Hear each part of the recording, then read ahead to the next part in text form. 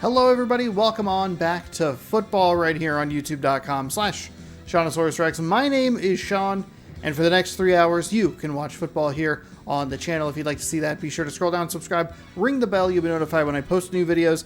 Random Rosters, the series you're currently watching every Tuesday on the channel. And for the next 3 hours, I'm going to panic on whether or not this audio is working because it had another problem. I don't know what it is. I think it was because I knocked my microphone over. I think that might be the issue. So that's super frustrating. I might have to try. Oh man, I might have to try an editing software. Things are so frustrating. So frustrating. It might be time to just buy a new computer, but that's not really in the cards right now. I just need this to work, and I don't know why it's not. I do have, if it does continue to be problems, I do have another microphone I can try. But that is a problem for a different day. So hopefully the audio is fine. I tested it about 4 different times. If it's broken and you can't hear this, I'm sorry. I'll type it on the screen for you. Let's go text, and we'll add, if audio is broken, I am sorry. I tried to test it like 4 times and 4 times. There you go. Here, but we'll even break it. And then return and say okay. And we do this, so we make it nice and small. If audio is broken, I'm sorry. I tried it to test it like 4 times. It worked. Oh, I should put that. And it worked. Times. And it worked. Looks like my luck ran out. If you can hear this, hopefully you enjoyed that bit. So we'll save it like that. Bam. I don't blame you for muting it or not watching it. I honestly probably just watched it on mute, I guess. This is where it would come in handy to be able to record on separate audio tracks, because then I could just delete my audio and then their game audio would be fine. But we're not gonna worry about that. Hey, we're looking at the standings. I had a gut feeling before I started this where I was like, I need to check that, and I am so thankful that I did. So thankful that I did. Anyway, hey, this is Random Rosters every Tuesday. We watch a week of football, 4 games here in ESPN NFL 2002. Again, NFL Primetime 2002. I cannot get that name right. We are in week 13, and I still can't figure it out. I thought last week that this week was going to be a difficult week to figure out, but fortunately, it actually hasn't been too tough to figure out to get going as far as compelling, interesting matchups. So that is a positive. Yeah, if you don't know, randomize the rosters at the beginning of the season with a fantasy draft. We watch all the games, have a good time, and then I sit here and go oof, hope it's not broken. All right, we have 4 games. Like I said, Denver is going to be taking on Miami. That is our first matchup. Denver has looked good this season, and the Dolphins need a win to keep in pace, I guess. The Broncos 6-5-1. They lost their last game, which we had on the channel. Yes. We had them on in the opening game last week. So they lost their last game. They're 6-5-1. Very competitive AFC West. They need a victory here. They need some help as well. Seattle or Oakland falling would be really helpful for them. But Seattle plays San Diego, who's 3-8, and I forget who the Raiders play. But yeah, Denver could use a win here. Miami is it a pretty competitive top 2, I should say. I thought it was more competitive, but it's not. The Patriots are pulling away, but they're going to be competing for a wild card spot here. As you can see, these would be the 6 teams that would make it. And they are just on the outside, kind of looking in. Titans, right ahead of the Dolphins, the Broncos, that tie, maybe helping them, maybe hindering them. Not 100% sure what it would do. I mean, if they had won, obviously they'd be up with the Ravens. If they had lost, they would need this victory even more because they'd be down here at 6-6. So they'd probably kind of be in their own territory. Then, so both teams needing victories to help playoff chances. So that is good. Then we're going to go check out the Tennessee Titans taking on the Cleveland Browns. That is the matchup. I did have Tampa Bay taking on Cincinnati, but Cincinnati's lost 4 games in a row, and we've had them on several times, and they don't look good. So I went ahead and just didn't worry about them because they're a pretty bad football team. Tennessee taking on Cleveland. This is an AFC Central matchup. You can see Cleveland down there at 5-6. You can see the Titans up in the second spot at 6-5. Not a lot separating these teams. And the Browns, if you may remember, all the way back in week number 4, against Jacksonville, Cleveland ran out of time before a game-winning field goal attempt. So Cleveland needs a victory, but maybe they probably shouldn't. I don't know. Then we're going to head out to the West Coast. We're going to check in on the San Francisco 49ers. They are hosting the Buffalo Bills today. Buffalo Bills in that crowded East. And the San Francisco 49ers in an NFC West with the Rams pulling away. So they're going to be looking for a wild card spot. That's the wrong thing. Hold on. NFC 49ers just outside, just on the outside looking in. They could use some help from Cincinnati to get a loss to the Buccaneers. I believe the Cowboys are playing Washington. Minnesota's been inconsistent. So 49ers, they could really use a win. As could the Buffalo Bills. They are sitting in kind of a weird spot in the AFC East. So they're 5-6. A loss for the Dolphins would really help their cause. Though they're still going to need some help because both Denver and Tennessee are ahead of them. So you have the Bills all the way down here at 5-6. So this could be like a last gasp effort for both of these teams. Last but not least, we're going to check out the Green Bay Packers. They're going to head down to Jacksonville. That is in Florida. Green Bay traditionally has not played well in Florida. Has not played well in Florida at all. Like ever. Like not even... I don't know what it is. They just don't play well in Florida. Jacksonville, part of that AFC Central, they are 5-6. They need some help, but they can maybe get it with a Bengals loss or a Titans loss. They need some assistance, but they can kind of make a run at it. We have a couple of these like kind of last gasp efforts. In the Central, the Packers lead the division at 7-4. They have lost 1 in a row. It's a tight race. Tampa Bay playing Cincinnati. Like Green Bay is going to be rooting for Cincinnati, or Jacksonville is going to be rooting for Tampa Bay. Kind of interesting to have these two conferences with a couple of games against each other to help each other out or hinder each other, depending on how the results go. So it's maybe not the most exciting slate. There are a lot of like, hey, this team can do something. They just need like a lot of help. But that's kind of where we are, because we have a lot of teams like the Lions, the Bears aren't very good. The Eagles, I don't think, are playing particularly well. I actually didn't even really look at that game. I probably should have. Chiefs lead the AFC West. And then, yeah, the Eagles are 4-7. So you have like these good teams playing bad teams. That's not what you want. All right, thanks to the extended bit, we're already running a little bit long, so let's jump into our first game today. That is going to be the Broncos taking on the Dolphins. Thanks, everybody, for your patience. Thanks for hanging out. Yeah, I must have knocked my microphone, so I'm going to have to go in and maybe re-record an outro. I had to install a thing. Because I have to record an outro for one game, an intro for one game, and an outro for another game. Coming up later tonight, by the way, while I'm thinking about it. Miami Dolphins and the Denver Broncos. I missed it. I friggin' missed it.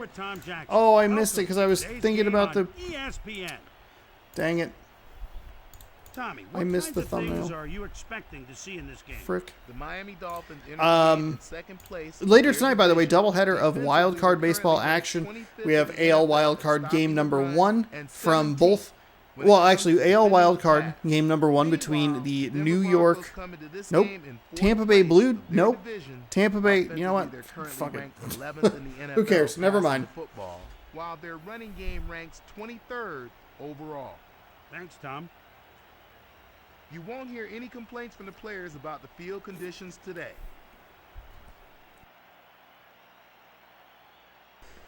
Blackwell Today at 4:30 p.m. Pacific time, you can catch the Tampa Bay Rays taking on the Toronto Blue Jays in Game 1 of the AL wildcard, followed by the New York Mets. They will be taking on the...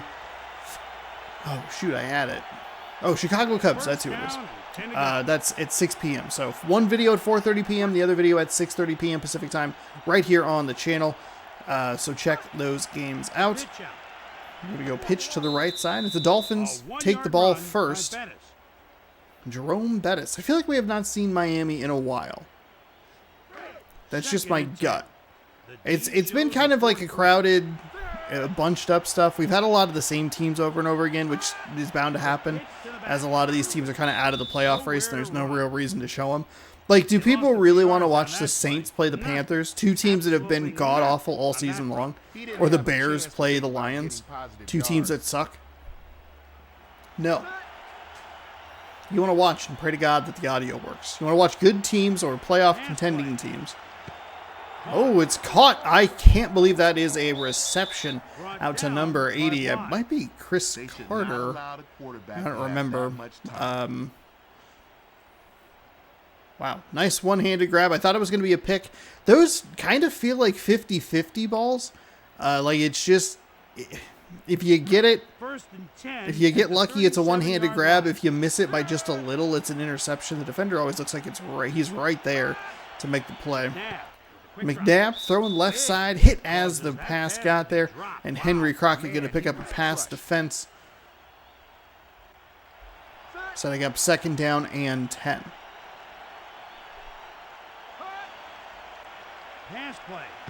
Throw out to the right side, the flat. That is a huge gain by number 24. Absolutely fantastic play up the sideline. These are the kind of plays you want to see. I like that Donovan McNabb threw it up the field. It's a screen play. The running backs typically overrun where the linemen are to pick up the blocks on the defenders.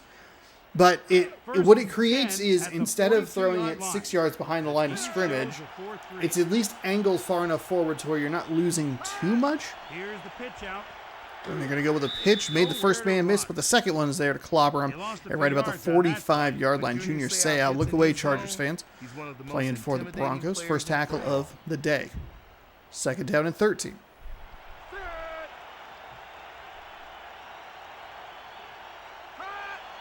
Here's the run.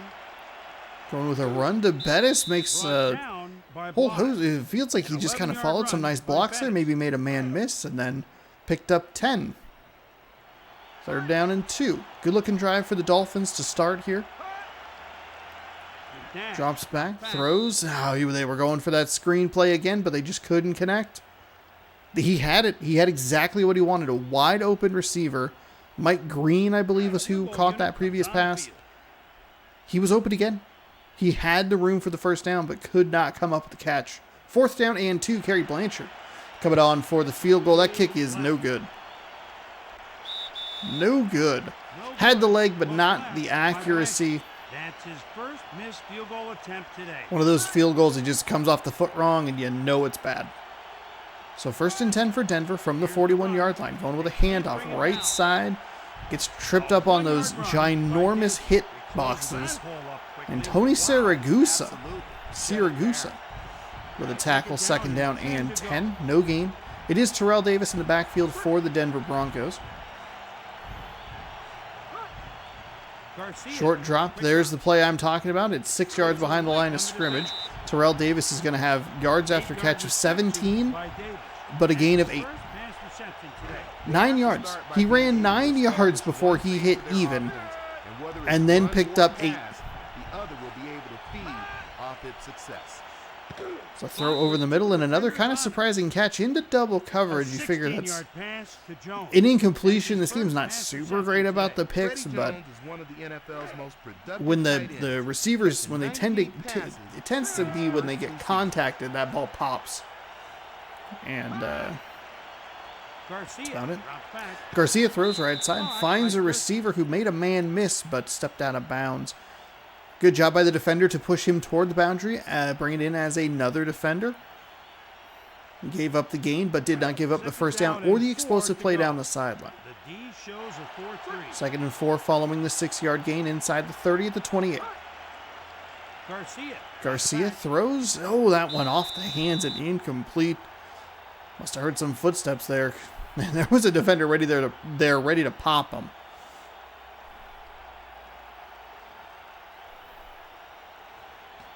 The good news for me is that thankfully I just have to record intros and outros for those videos.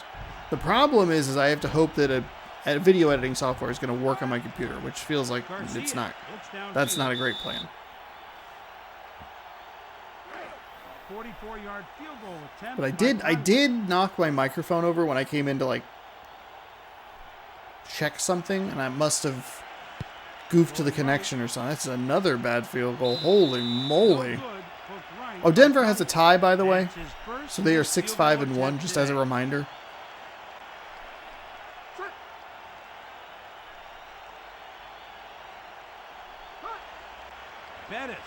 So Bettis is going to run up the middle. We've had 2 missed field goals here in the first quarter. Neither kicker, one to the left, one to the right. Neither one of them getting really a good plant or anything. I don't know. It's just bad accuracy? Just the wrong side of the foot. Laces in, maybe.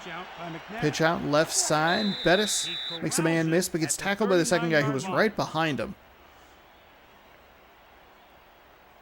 When I think of Jerome Bettis, I don't think of him.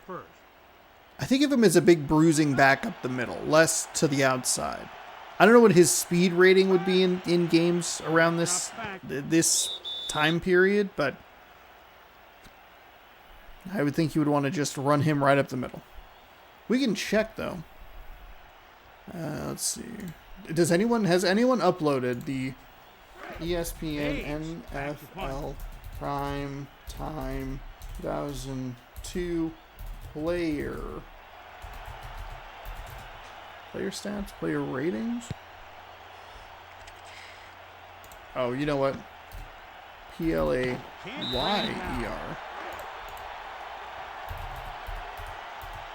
There is one site that I've used several times. This game got a 4 out of 10 on IGN. The quarterback looks to pass. Statistics. That's a deep throw down the right side, incomplete. We could look up a Madden. We could try Madden 2002.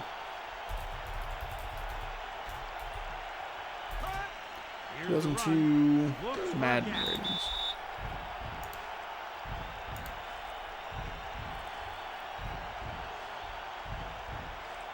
Jerome Bettis played for the Pittsburgh Steelers, who are a 77 overall. Oh, good. Excellent. It's a spreadsheet. Garcia, quick drop. A 6-yard reception. HB, Jerome Bettis, strength, awareness. Yeah, speed only 78. Okay, that's about what I thought it would be. High 70s, maybe low 80s. But again, not a guy that you're going to want to try to run like stretch plays, toss plays to the outside. You want his awareness, which was very high in the category. Where is he?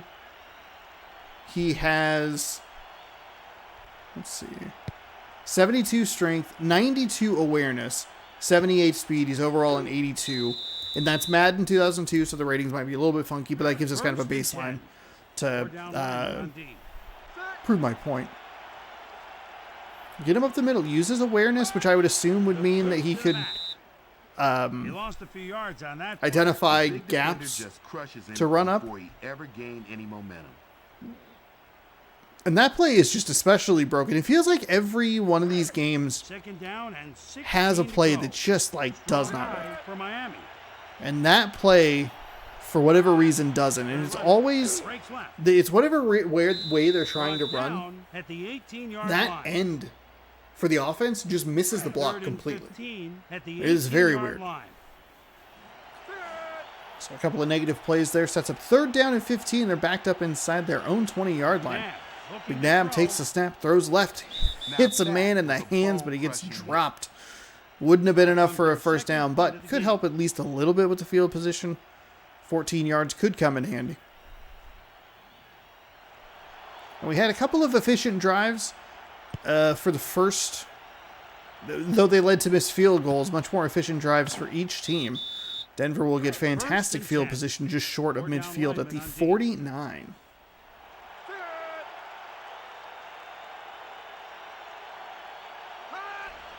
Garcia. Quick drop. Garcia throws right side off the hands and incomplete.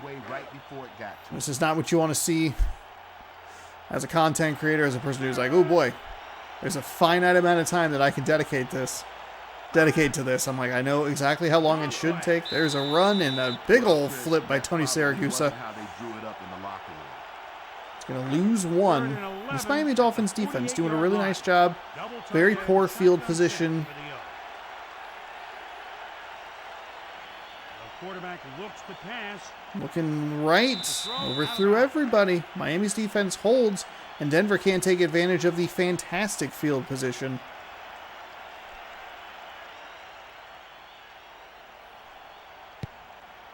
Number 10 punts it away, and they're going to return it from the 10-yard line. Up to the 15 to the 20. Makes a man miss, gets clobbered by another guy. There was another guy trailing. Pretty good run back, about 15 yards. We don't see very good run backs. I think we saw one punt return for a touchdown. Bettis, there you go. Inside run. He's running to the sideline, turns upfield. Somehow turned on a lag switch and warped 5 yards. Jerome Bettis is amazing to watch. Where'd that guy come from? His physical style for so long and done it so well. So 1st and 10, split backs.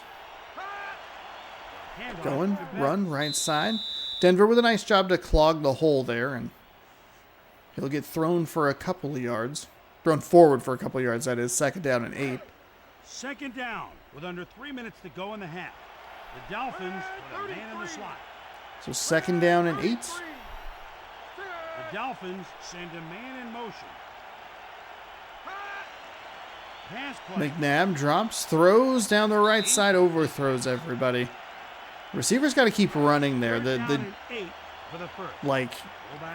jump timing is so bad.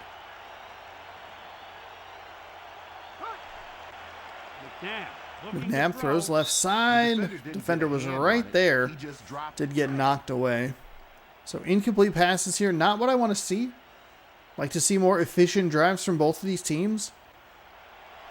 A little surprised that Donovan McNabb... A Donovan McNabb-led Miami Dolphins team has a losing record. All right, they're 5-6. Tackled at the 31-yard If only I line. had gotten the screenshot. If only.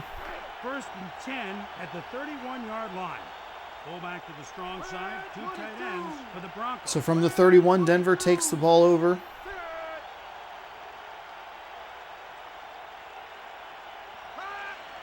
Ball to Davis. Running left side, tackled right as he tried to hit that hole, and Terrell Davis will get 1, maybe nothing. I'll give him the nothing. 2nd down and 10. I think they may have gotten about half a yard.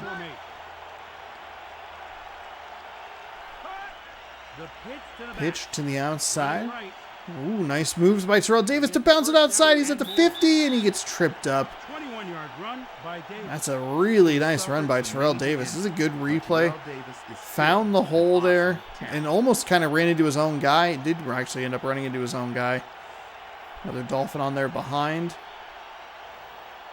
1st and 10 at the 46-yard line. As much as people love the ESPN games, their controls are a little weird. You can see that there. Garcia looking to throw. Like you're either running straight or at a 45-degree angle or out. It's not like... It feels like a smooth turn up the field is not what happens in these games. Nice throw by Garcia over the defender. Dropped it in a bucket. He stays on his feet and hobbles forward for a little bit extra, but they won't give him... Oh, they will give it to him at the 9. I saw a shadow there. Sorry about that. Terrific effort to set up 1st and goal at the 9. Garcia. Play action pass into the hands of the receiver. Touchdown. The receiver Denver. made that play happen. He used his body as a shield and caught the ball with his hands. That is a nice drive by the Denver Broncos. Helped in large part with the 21-yard run from Terrell Davis. Throwing. Still got tackled. Absolutely manhandled in the end zone.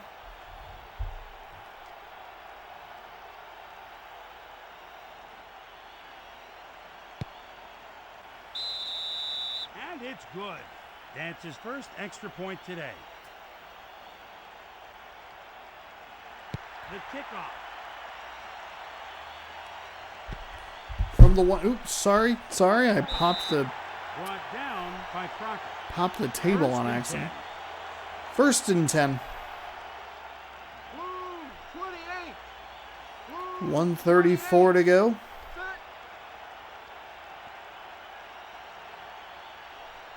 The quarterback looks to pass. Quarterback throws to the left side. That is Donovan McNabb to Frank Sanders.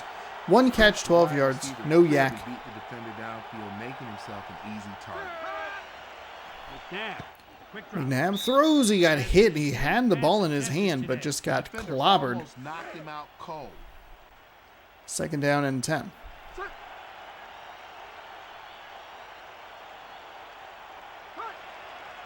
Play action fake. Play action pass, or play action fake, I should say. Throws to the right side. Finds a receiver. I'll take a. I like that timeout right around midfield. It's a decent gain. Save yourself as much time as possible. Formation set for the O. The pitch to We Bettis. go with a pitch play to. Pile Okay, driven now I don't by love that call in the timeout that immediately follows it. Miami's down to 1 timeout. I'm okay with the first timeout, big gain, but I don't love the pitch with Jerome Bettis to a timeout. Drops back.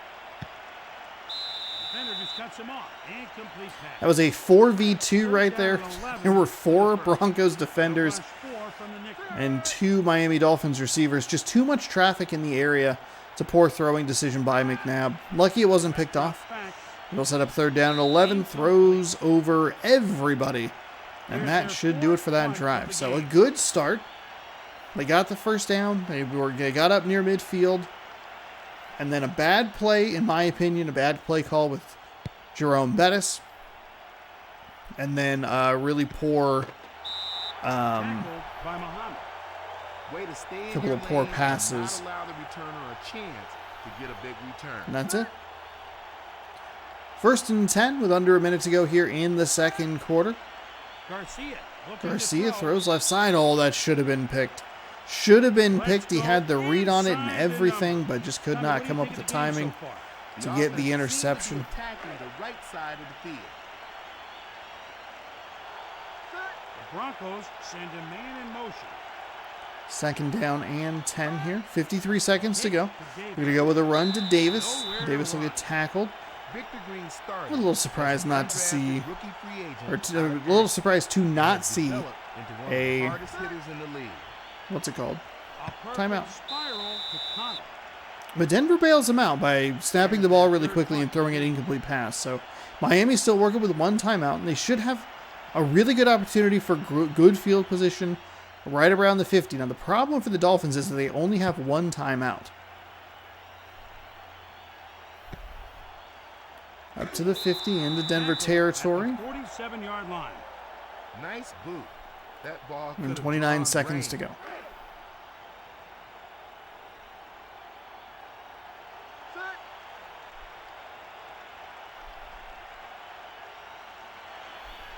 McNabb looks downfield. McNabb throws. We're going to give Out of him... bounds at They'll give him the 42-yard clock line. stoppage out of bounds after a 5-yard gain.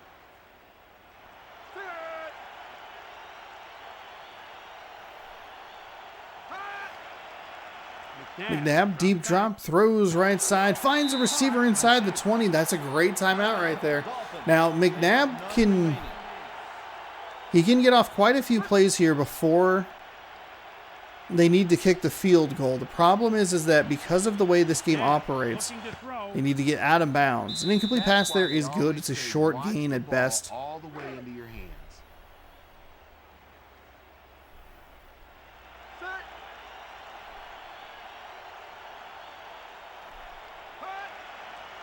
The quarterback looks to McNabb pass. throws right to that Third down sideline. and 10 for the first. Now, I don't. McNabb is either making really great throws or just like 3 incompletions in a row, hot or ice cold. And it looks like they're going to run that. Interestingly, they're going to run like the Hail Mary play, and it hit a defender, a Broncos defender. So Blanchard will come out for his second field goal attempt of the game. This kick is up, and it is good. Good by at least So 10 yards. 7-3 here with That's 5 his seconds first to field go. goal today. Here's the kick. From inside the 5 up to the 20, and he'll get met at the 22-yard line. Tackled First and driven 10 backwards. At the 21-yard We line. could actually give it to him at the 21. Garcia throw. throws right inside, off the hands, incomplete. Wasn't really going to matter because it was, that was it. At halftime, the 2 for Broncos 12 7, total on Dolphins 3rd 3. down. Gross. The Broncos back to receive the kick.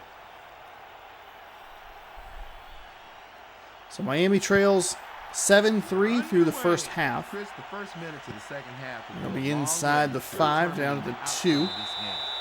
Tackled just past the 20 at the First and 21-yard line, and Denver will start with possession here.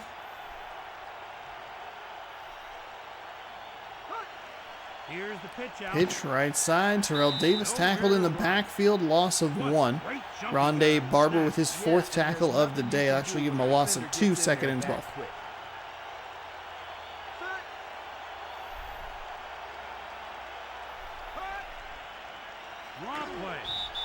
Draw play goes nowhere. Excellent job by the Miami defense to recognize what Denver wanted to do in that situation.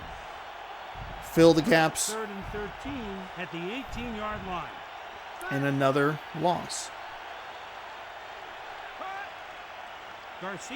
Garcia throws right side, and those lost yardages add up to where a 10-yard pass isn't close for the line to gain. 4th and 2. It's a nice throw out to the outside. You just need the receiver to run that a little bit deeper before he cuts out. Get to the sticks. The defender was draped all over you, just trying to make the catch. You can get tackled immediately as long as you're past the sticks. First down and 10 to go. The D shows a 4-3. First down and 10 at the 36-yard line. Miami going with the play-action pass. McNabb rolls to his right and throws over the middle of the field. Dangerous idea, but does come away with a 9-yard gain. Ken Lucas, 4 tackles, 1 QB knock. Second down and short coming up.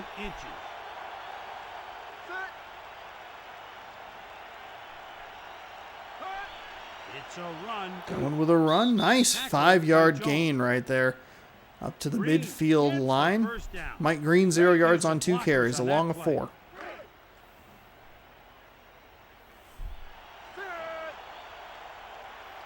So 1st and 10. McNabb, deep drop, throws into the backfield and tackled immediately. And much like the draw play that we saw with the Miami defense read really well, we see Junior Seau and this Denver Broncos defense read what the Dolphins want to do on a throw to the outside, giving them a 5-yard loss and a 2nd and long. Don't have to get it all back at once. I think 7 or 8 yards is fine. We'll go with a draw. 3 is not good. 3 would be bad. Seau, another tackle for him. 3rd down and 13. For the first. The Dolphins send a man in motion. Oh, and we got a false start on the offense. There's a penalty. False start on number 68, offense. That's going to set him back to a 3rd down and 18. That is not good. Mental mistakes that just drive coaches nuts. 3rd and 18 at the 42-yard line. Bring in the nickel package.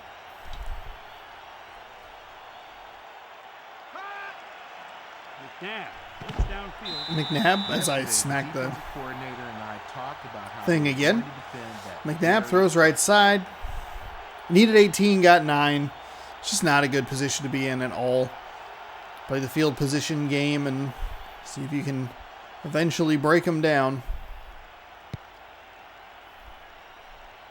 Nice little corner kick there. It'll be 1st and 10 at the 16-yard line. So not quite as deep as you would want it, but still a good inside the 20 punt. 1st and 10. I formation for Denver. 2 receivers to the top side of your screen. We're going to go with a run play off the left side. I thought that was going to, not that it was going to be like a home run. I thought that was going to be a big gain. He got tackled by about the only guy that like could get him down in that spot, and that's impressive. Excellent timing on getting off the block and tripping him up. Throw to the outside is made and caught. That'll be up past the 20, around the 23-yard line. It'll be 3rd down and 4. Down and 4 for the first.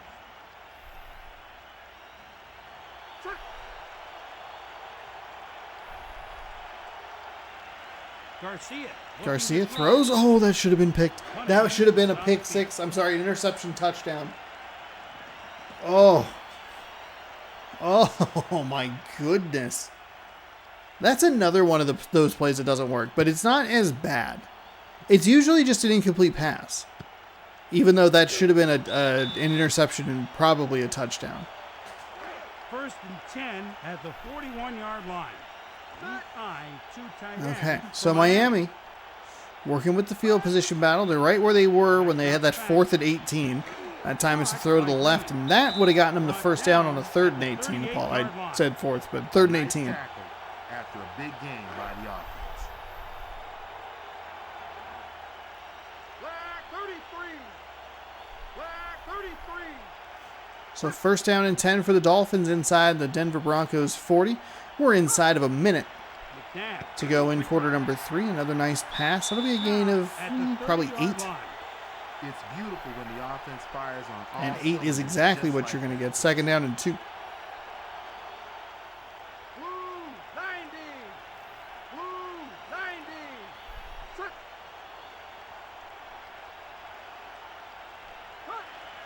Second and 2. Drop and throw to the right side off the defender's hands and incomplete. Dangerous throw from Donovan McNabb. This is where I start to get a little worried.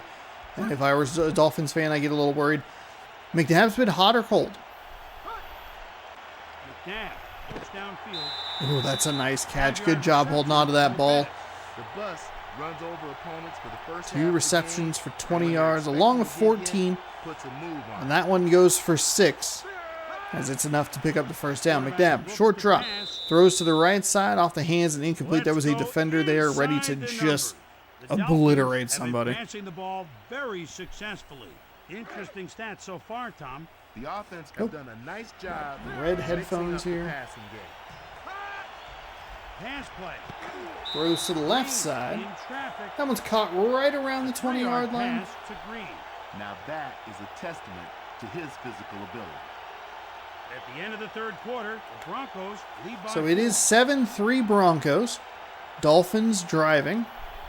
How big is that missed field goal right now? 3rd and 6 at the 21. Of course, you have Denver's missed field goal as well, so it kind of balances out. You need a touchdown for the lead either way. McNabb throws to the right side, and he's going to be close to that first down marker. I don't know that he got it, and with the celebration of the defense, I don't think he did. 4th and short. Oh, you got to go for it. Come on, you got to go for it. 4th and short. You're going to trust their kicker. 2 for 3 on the day. Plenty of time here in the 4th to work with. Mitchell back to receive the kick. High and to the left. Right at the goal line to the 10 to the 15, and he'll get smacked down at the 20. So the field goal is obviously, it's good. You're only down 1. Pitch to the right side. I think on 4th and short, you got to go for it. Brought down by number 52. 2nd and 9. The D shows a 4-3.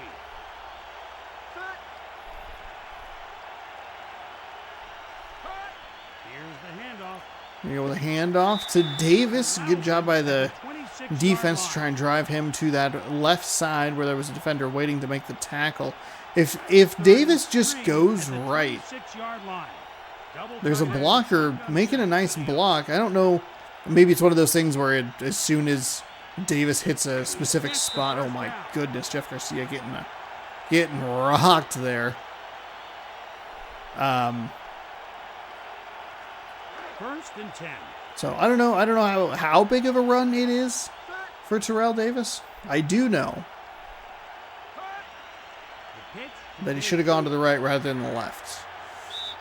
Tackled far behind the line of scrimmage. Lost a few yards on that play. We'll give him a loss of 3, 2nd and 13 coming up. He can come up and run support, or he can stay back where he's a real ball hawk. Runs right. Going left side, Terrell Davis taken down at the 30, maybe the 31. 3rd down and 11. 3rd down and 11 for the first.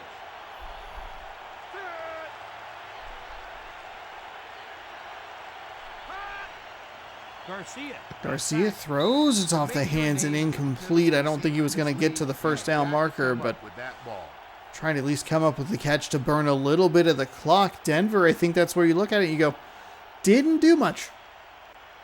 They needed to take more time away from Miami. Miami's been good enough to get field goals, and that is all they need right now. A first down with under 3 minutes to go. 4-3 defense for the Broncos.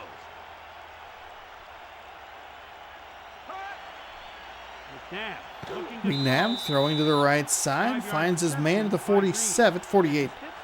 That'll be 2nd down. 5th catch of the day from Mike Green. Had that big 20-yard explosion earlier. Otherwise, he has 4 catches for 23 yards. 2nd and 5, short pass. Screenplay out to the outside, and they're going to give him half a yard, maybe 1. 3rd and 4. Screenplays just don't work correctly. There's, I believe, another screenplay. That time it worked really well. Jerome Bettis. Oh, he went to Notre Dame? Gross. It's a nice reception. Gets him inside the 40. 1st and 10. Looking for the 2-minute warning here. It's a deep throw. Oh, that should have been picked. That should have been picked. Inside the number. Anything stand out to you in these stats? Incompletion stops the clock, so the nice job of mixing up the passing game. 2nd down and 10 with 2:02 to go in the game. Running play. Runs right. Jerome Bettis.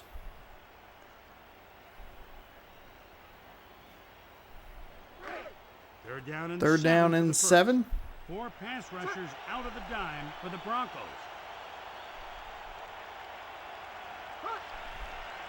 McNabb drops, throws to the right side, caught at the 25-yard line. A leaping reception is made by Byron Chamberlain. 1st and 10 at the 24-yard line. That's good news for Miami. Miami can now just work some clock, which is what they should be doing because they are in field goal range. The game won't, because I'm sure that it's like, they got to go, because they're down. But the strategy now would be to take time down, set your man up for a kick, and go home. Big ol' loss. What was that? 3rd and 6 at the 20-yard line. Oh my gosh. I hate that play.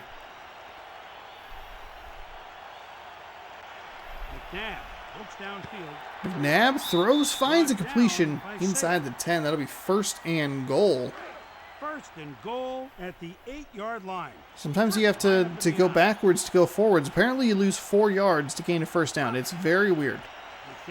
McNabb throws, and it's off the hands of a receiver. Incomplete. Henry Crockett, 2nd pass defense of the day, has a QB knock and 4 tackles. 2nd and goal.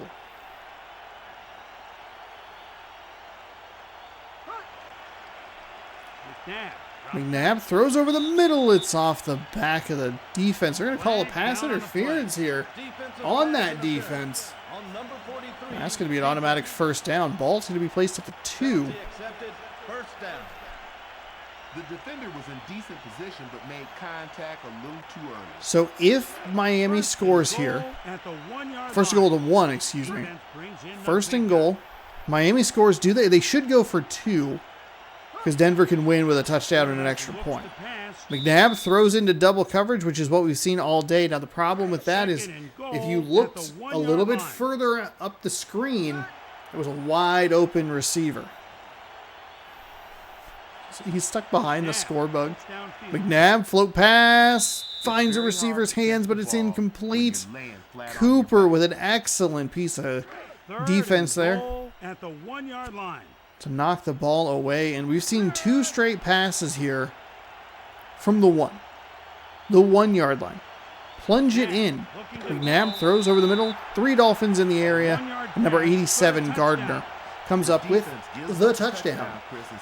So 12-7. Extra point doesn't do you any good. You're going to lose either way with a touchdown and extra point. Go for 2.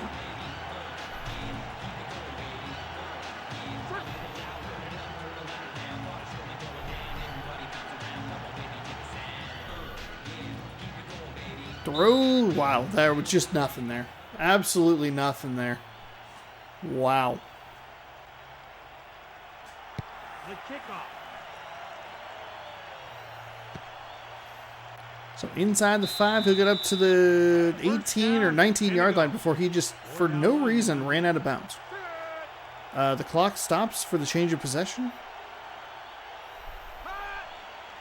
1st and 10, Garcia. Nice pass down the right side, but a better deflection or defense there by Victor Green to knock that ball away. 2nd and 10. 47 seconds to go, 4th quarter. In the league, and he can cover a lot of ground. Garcia looking to throw. Garcia into somehow got. I was at a reception in between 3 defenders. I almost said inside of 3 defenders, but in between 3 defenders.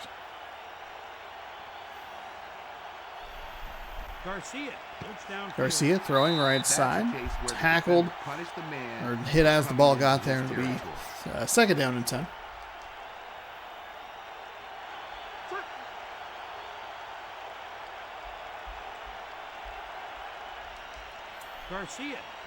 Garcia drops and throws down the field like a Miami defender got a hand on it. Donovan McNabb, your game MVP, a touchdown pass for 210 yards. 3rd and 10. Miami needs 2 stops to get off this field and secure a win.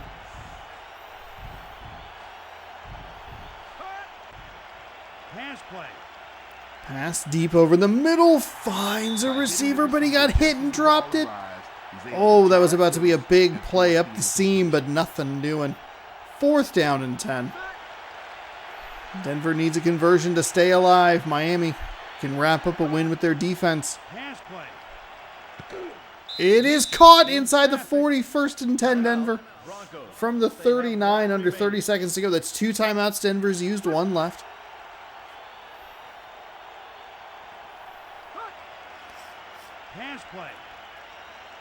Deep throw, and it's incomplete. 2nd and 10.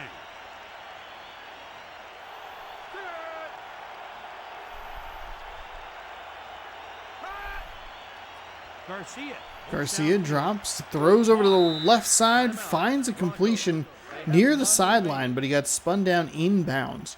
That's Denver's 3rd and final timeout. You can throw, I think, 1 play over the middle and still get 1 more off before the time runs out. But it is a very tight window. They're going to try it. We have a penalty marker down. They're going to call pass interference on the defense. Wow. 1st and 10 at the 10. That should stop the clock. 1st and 10 it does. At the 10-yard line.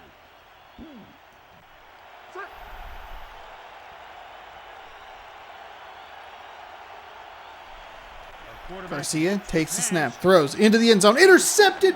It's intercepted. Miami's defense comes up huge and wins them the game. Wow, what a win for Miami. Excellent job by that defense to just keep getting them off the field. They won the field position battle for a little bit, and they finally just got through that defense. Both teams aided with a pass interference near the goal line of the opposing team. So we've seen them more. I didn't go in and like adjust anything like penalty calling wise.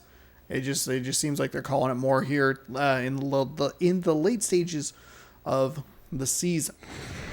Now we are gonna head to Cleveland. You know what I'm gonna do is I'm gonna pop a save here, but I'm gonna save under season number 2. I know all this means everything to you. That way, if there's some sort of audio problem, the video just might go up late.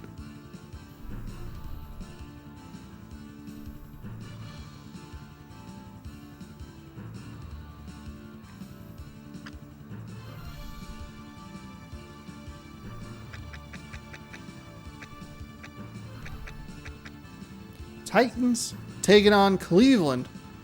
And the Cleveland Browns are going to the dog pound for game number 2 of 4. Today's NFL action. And this time I won't miss the thumbnail grab. Thanks everybody for hanging out. Sorry for the long intro. Hopefully that's all right. I guess you could always just skip it and just go like, I'd like to get to the football. From Cleveland Brown Stadium. So we have the 6-5 Titans taking on the 5-6 Cleveland Browns. Cleveland really needing a win here. What are we looking for in today's game, Tommy? The Cleveland Browns come into this game in 4th place of their division. Defensively, they're currently ranked 2nd in the NFL. And Cleveland with that and 23rd. When time expired. Meanwhile, the Tennessee Titans what's it enter called? the game in 2nd place of their division. Offensively, they're currently ranked 13th. Missed that in the game-winning NFL field goal passing attempt. It ended up being a football, loss while their running game ranked instead of a potential 22nd win. overall. Thanks, Tom. Puts them at 6-5 or 5-6 rather than 6-5. Horn set to receive the kickoff. Ryan Longwell out of California going to get us started here. And we are underway. When players are fired up like this to start a ball We'll be right game, around the you know goal line, you're in flipped for a forward near the 21-yard line. First down, That play would not fly in today's NFL, and rightfully so. I don't know, you don't need to go flipping everybody over your shoulder, you maniacs. Ball to George. A 2-yard run by George. 2nd down and 7 to go. 2nd down and 7. And here, Eddie George. Eddie George playing his actual team. The pitch to George. Oh, they're going to go with the pitch pass. It's intercepted. Eddie George throws an interception. First interception He thrown was today. confused there for a Tennessee ball. moment. Wait, who's getting yelled at? Oh, he's getting yelled at by the First coach. down and 10 to go. 4 down He's like, I thought I was on the Titans. I play for the Titans. Titans send a man in motion. It was a good play. It was a good pass. Testaverde. Quick drop. Testaverde throws to the outside, finds a running back, just gets away from the first defender, and gets upfield for a solid gain of 8. And Tennessee Pass reception today. looking good here already with the play or the pick. between the quarterback An and 8-yard gain on first down. Drop back. Testaverde drops back, throws it, and he's going to find another completion. He'll be down at the 8-yard line. By Glenn. First and goal. There's a fine play. Uh-oh. But the defense has to recognize Uh-oh. the pass pattern sooner.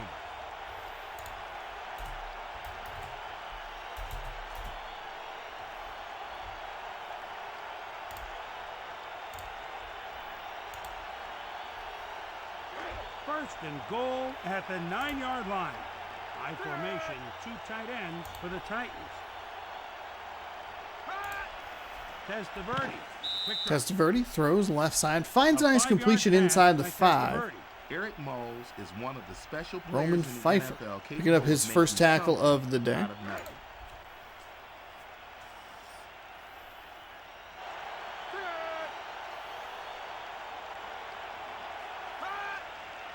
Testaverde. Testaverde drops and fires over the middle. Thought he had a receiver there. Just couldn't come up with the play. 3rd down and goal here. He asks like, he's not the host and commentator of this series. 3rd down and goal from the 3. Had some really pass-happy teams in these short yardage, goal-to-go situations. Another throw to the outside. Nice job on the play-action That's pass. what you're trying to accomplish. Finds a receiver Allow who one was of your open, playmakers the opportunity unlike McNabb, who was not able to find that earlier. They did not run play-action. I understand that, but Testaverde with a nice find there. Got the separation they were looking for, and it's in for 6. So Tennessee cashes in on the bold but dumb play call to do the pitch pass.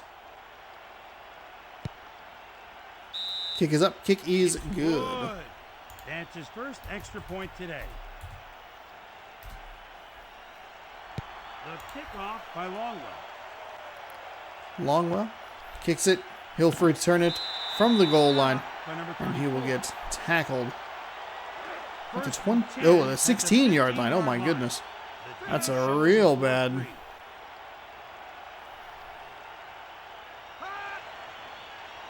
Burline. Throw out to the outside. Steve Burline Out of bounds at the 13-yard throwing line. it for a loss of 2. all of a sudden we're seeing a lot of screen passes, and not many of them are good. Chris Carter on the Cleveland Browns. Second down and 12 to go.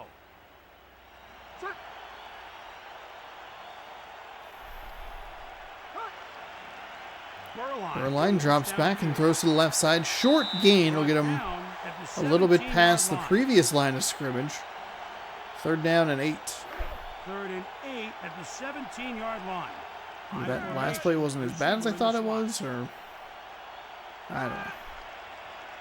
We go with a nice draw, Eddie George. By Robinson. Just too much man to throw down. 1st and 10. Bowls him over and picks up the first down. Burline drops and throws left side, deep and incomplete. One-on-one on the outside, but both players jumped way too early, and it was over everybody's head. Take a look at the Tennessee defense. The game's like a break in the action. We have to get this defense on the screen as quickly as possible. Go, go, go. It's a run. Gonna go with a run left side. Bottled up right at the line of scrimmage. 3rd down and 10. 3rd down and 10 for the first.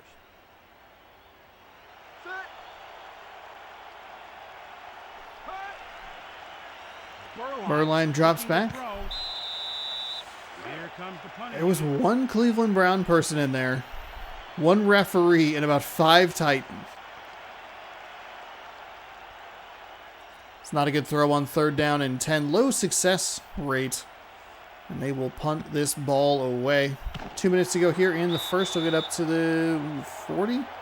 Just short of the 40. I was trying to identify the 20 and then do the math really quickly before the screen turn. As we take a look at the Cleveland defense that's getting ready for their next drive from the 39-yard line. For the offense. Pitch left side and nothing doing. That is the play that I am talking about. Just so poorly executed.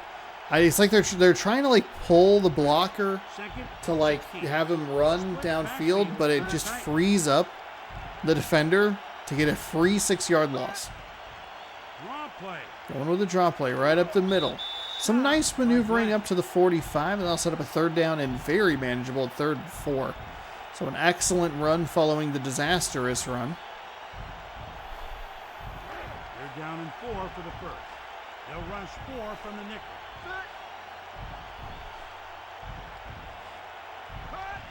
Here's the run. Forced back of the line.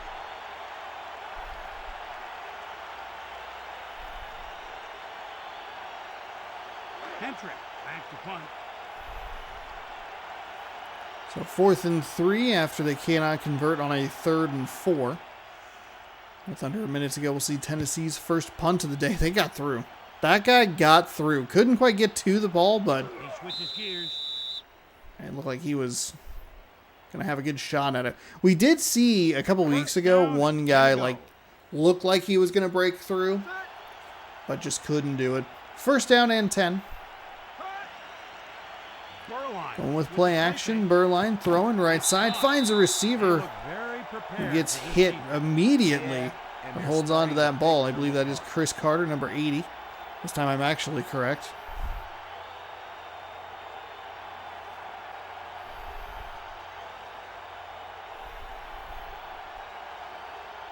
First and 10 from the 44.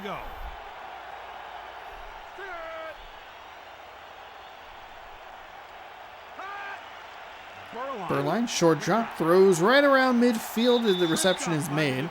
Chris Carter's second catch. That one will go for 6 along of 23. Back-to-back completions to Chris Carter. And they are in Tennessee territory. Good job by Cleveland, especially their defense. Burline throwing deep left side, overthrows everybody. Stop me if you've heard that before. 3rd and 3. But an excellent job by Cleveland's defense to make sure that they get the Tennessee Titans off the field. Keep their team to a 7-point deficit. That's a good drop. That's a good drop. There was a defender right there. Maybe you get the kind of like weird banana peel slip.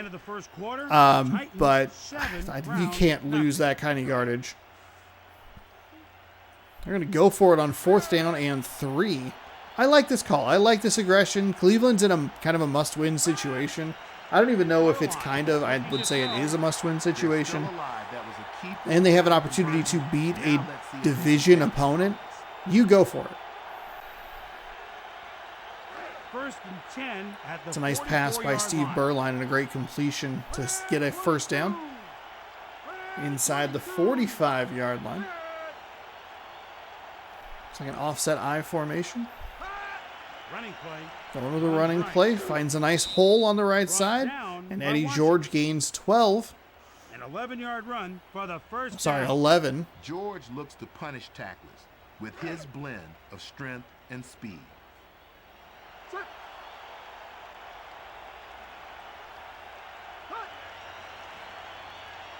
Going with a little receiver reverse, and he's going to be thrown down by number 24 on the outside. Pearson Pirlo? Pirlo? Pirlo? 2nd down and 11 to go.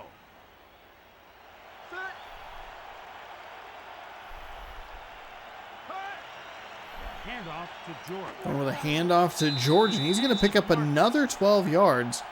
6th year out of Ohio State, and he is finding the gaps. The offensive line doing a nice job, giving him plenty of room to run, and he is rewarding this offense with 1st downs as they march down the field. No real reason to put it in Berline's hands. That throw was late on the screen, which is weird.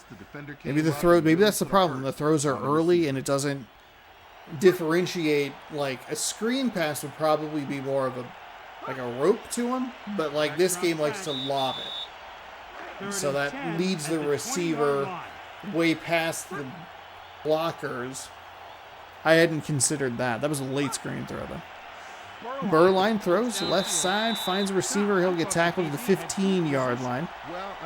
And 4th down and 5 is coming up. Here's what I don't agree with as far as what Cleveland is doing. Ryan Lindell, 2nd year out of Washington State. Go Cougs. Field goal. Up. Field goal. Good. It's good. That's his first field goal today. You have a running back who's averaging 11.5 yards on like his last 2 carries. Hand him the ball. Don't start throwing it around. Like, make them prove that they can stop the run before you stop the run. 10 to go. You don't need to just go with the passing game. 1st down and 10 from the 20-yard line. That's a quick throw out to the left side. Roman Pfeiffer with a pass defense and a tackle. 2nd down and 10.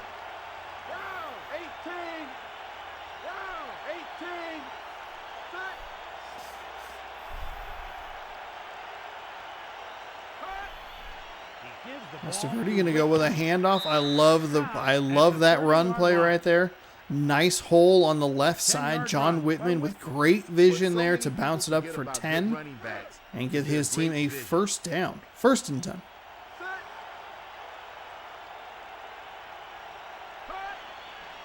Pass play. Testaverde over the right side. Caught and tackled immediately. Nice gain by Molds, his 4th catch of the day. Going to be 2nd and very short. Halfway through quarter number 2.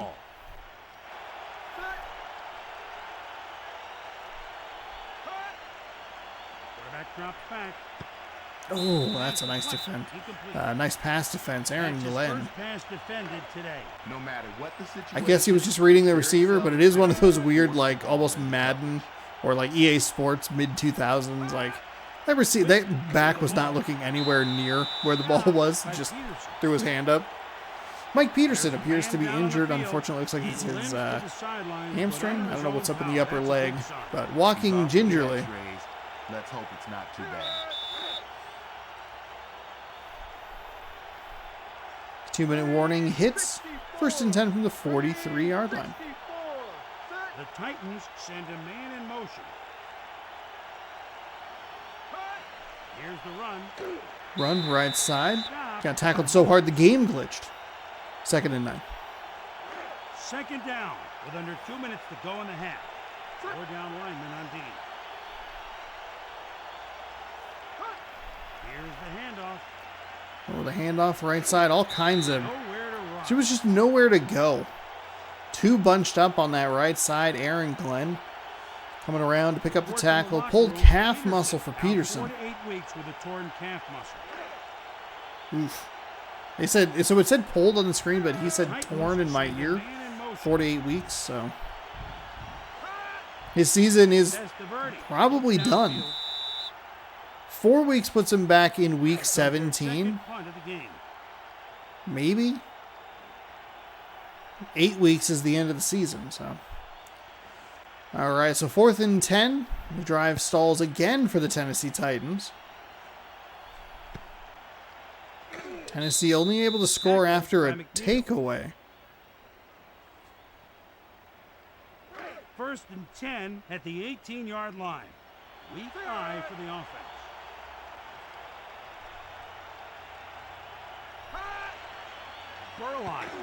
Burline throws to the right side, finds a completion. Chris Carter yet again. 1st and 10 from the 29-yard line. 1 minute to go here in the 2nd quarter. Deep drop for Burline and a deeper throw down the left side. They have had 0 success. What do you think of the game so far? I mean, they've had 9. I guess they've had 9 yards of success on that left side. I think you can still mix in the run a little bit, especially with how George is doing. Maybe just give him 1. Give him 1 run to see what he can do with it. That should have been an interception. Really bad throw. It's like the timing was off. The receiver wasn't looking anywhere. Like, wasn't looking back for the ball at all. The receiver should have had a better beat on it to get that pick. 3rd down and 10. That's another nice defensive play. And Cleveland will punt the ball. They did not use much time on that clock. That's the concern. 50-yard punt for Rowan. Ruined the first time. We'll see what he does the second time.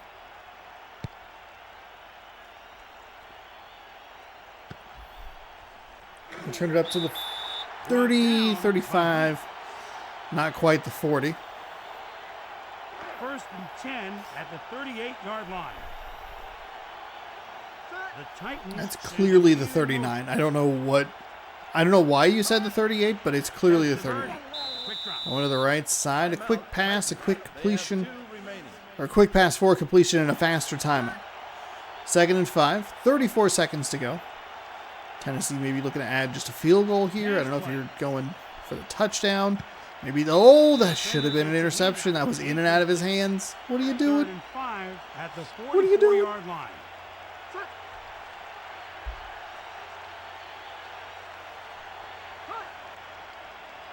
Testaverde with a deep drop. Short throw. He'll get up the sideline. I like that he kind of ducked out there before he took the hit. I know it's short of the line to gain. I also did not realize it was 3rd down, so that's on me.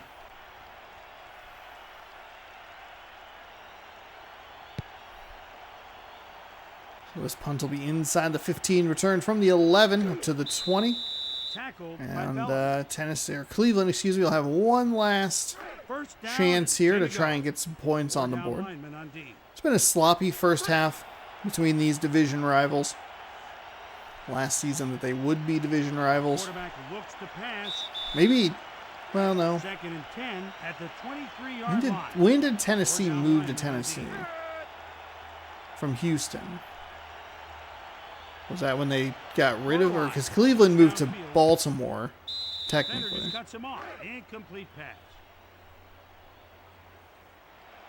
So they would have been division rivals as Cleveland and Houston, but maybe one of like very few matchups between the Cleveland as against the Tennessee Titans.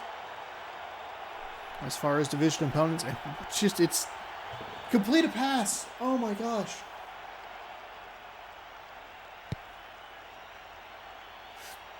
Oh. So we get one last play from this Tennessee offense. I'm going to anticipate that that rollout Hail Mary should see motion. Nope, we're not going to get any of it. It's just going to be a Testaverde with a drop and a throw down the left side, batted away. And that'll take us to halftime, where hopefully these teams can figure out how to play football. Kind of a gross first half. 1 for 6 on third downs for the Browns, 2 for 5 for the Tennessee Titans. It's just gross. Have you considered completing passes? Especially for the Browns. That was a rough second quarter for Cleveland, where they settled for the field goal when their running back Eddie George was ripping off big chunks of yards. Then they just kept throwing the ball. And then it just gets worse because they're not completing any passes. They're not using much time off the clock. They punt the ball back to the other team. They don't have much time on the clock, so they throw a bunch of passes. They're incomplete, so they don't use much of the clock. And so they punt it back to the other team, who throws a bunch of passes because there's not much time on the clock. And then mercifully, we finally get out of the second quarter where now they're going to actually bother to run the ball. Nice gain there to set up third down and 3. 3rd and 3 at the 26-yard line. We'll give them, you know what? We'll call it 3rd and 2.5. Or 3rd and a short 3. They're going to drop with Testaverde, and he threw it into double coverage, at least, maybe quadruple coverage. There were so many defenders in that area. What a terrible decision that was. Just run the ball. 3rd down, 2.5 yards. You can't pick that up on the ground? 1st and 10 at the 36-yard line. Goal 90! Goal 90!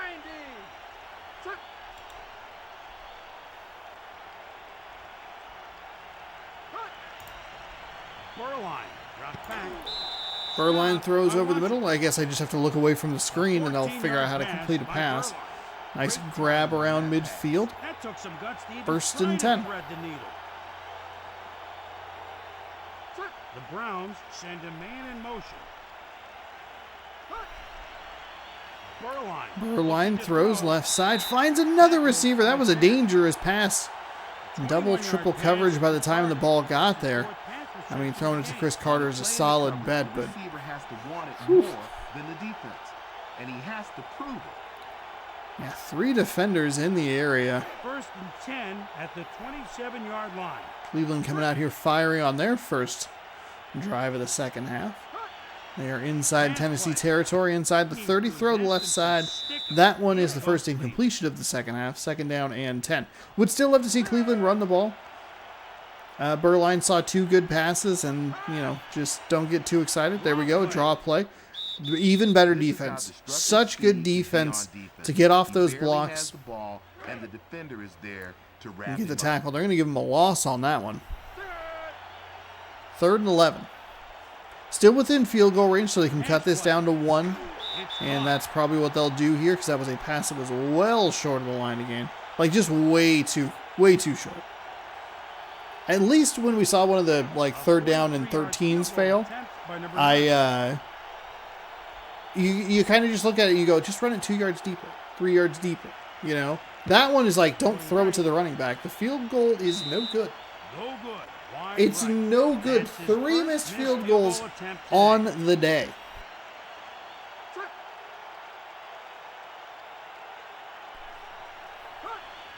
So it's 1st down and 10. They're going to want off the right side.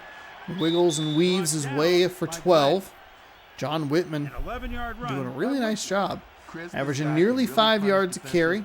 It'll be 1st down and 10 from the 44-yard line.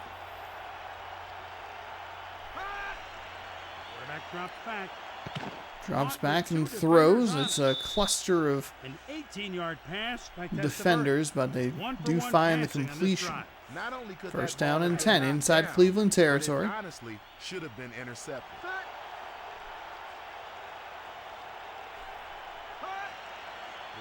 Pitch right side, driven backwards to the 45. And that's just good. That's just great defense right there. Terrific. What do you mean a few yards, Chris? He lost 8. 2nd and 18. Lewis with the ball. A 1-yard run by Lewis.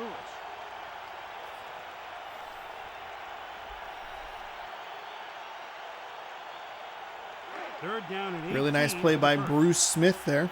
Third down and 18. Just when you thought one of these teams was going to start getting it together. I mean, this is a terrific job by the Cleveland defense to really step up. That's the kind of play you need. And then they almost gave it up as I was trying to compliment them and how well they did. Fourth and inches. Oh, I love that they're going for it here inside the 34th down and inches. Testaverde hands the ball off. Huge run off the right side. Tripped up inside the 20 at the 19-yard line. Jamal Lewis. This allows them to keep the ball. That's a really nice play right there.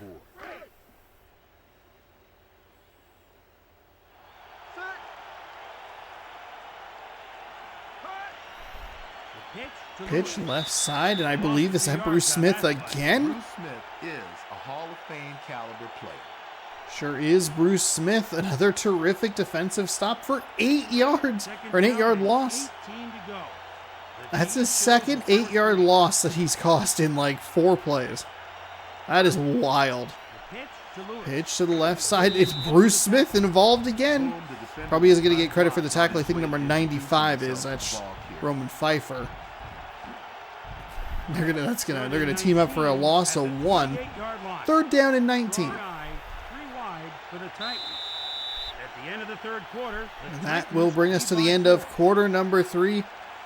Tennessee doing a great job sticking with the running game, even though it's losing them 9 yards. Third and 19 at the 28-yard line.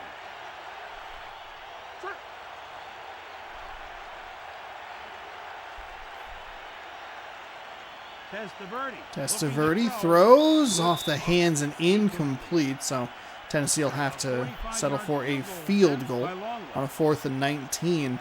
Longwell, first attempt of the day. Coming off of that Cleveland miss. That kick is offline. It's right. It's a doink. It is a doink and no good. Cleveland takes over at the 35-yard line with a first down and 10. Field goal kicking just baffling today. Almost gave it right back. That should have been a pick. Burline, I don't know why you're throwing that ball like that, but you got to throw it more out of bounds if you're just trying to throw it away down the field. Cleveland has just abandoned the run game, and it's so bad. I mean, because you're living or dying based on Steve Burline's passing decisions, which does not seem like a good option. That wasn't even a good throw. That's into double coverage, and there are 2 dudes right behind it who can try and drive on that football. Burline got lucky, but he doesn't get lucky that time as he is sacked. One of the few sacks we've seen today. 2nd and 15. You have Eddie George. Eddie freaking George. And not only do you have Eddie George, but you have Eddie George and he is playing well. And you just keep giving it to Steve Burline. This is why I'm so glad the Indianapolis Colts are like kind of done. Because they have this really annoying offense to watch they don't have a quarterback for. Burline throws. Again, 4 Titans in the area. 20-yard pass by Burline. 20-yard gain. We're going to take a look at this replay. Count how many Titans are in the frame when he catches this ball. 4. The 5th just joined in for fun. He's like, oh, someone's catching a pass. I want to check that out.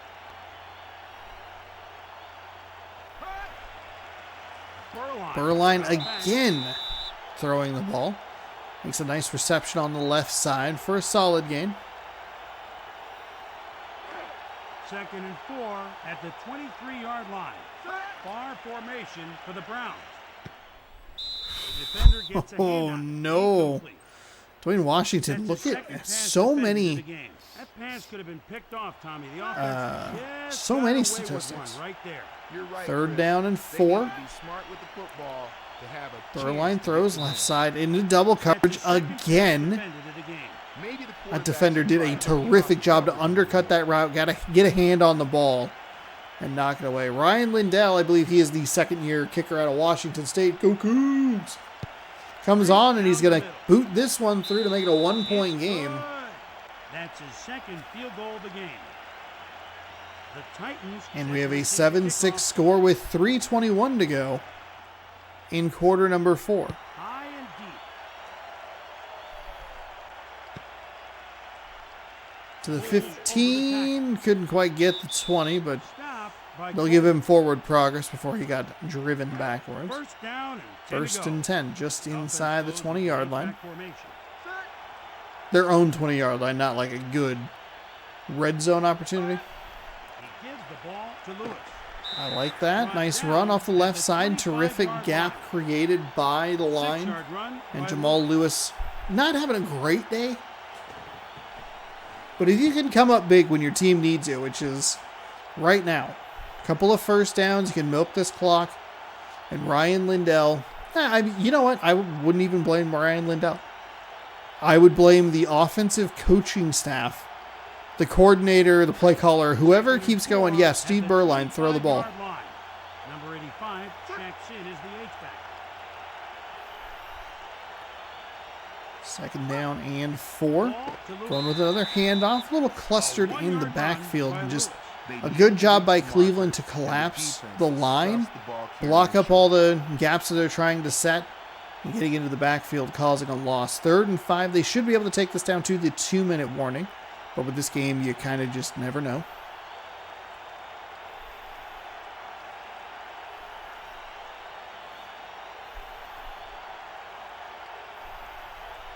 Third down and 5 for the first. At the 2-minute And they warning, will take it to the Titans 2-minute warning. 7, Browns And 6. this is where you want to just run the ball. Even if you set up a 4th down, just run the ball. You have to get this clock moving. Force Cleveland to use their first timeout or let So run. make it burn. Oh my goodness, Jamal Lewis. Second monster run of the drive. Jamal That's Lewis what you is want to a powerful see. runner with breakaway speed. First down and 10. Now you're going to lose 40 seconds somewhere. I guess you never know. Like if a penalty could be called or like if they, for whatever reason, decide to throw it. Some sort of clock stoppage could happen. So I guess you probably would want to take it as early as possible. But I am okay with the 40 seconds being lost here. You're going to lose them anyway. They're going to have to take a timeout after this play, though, if they can get a good stop. Bottled up Lewis, but he bounced outside. It's a nice job by number 31 to get him with the tackle. Now, Cleveland, take a timeout. You idiots. You've already lost one game because of poor clock management. Don't make it 2.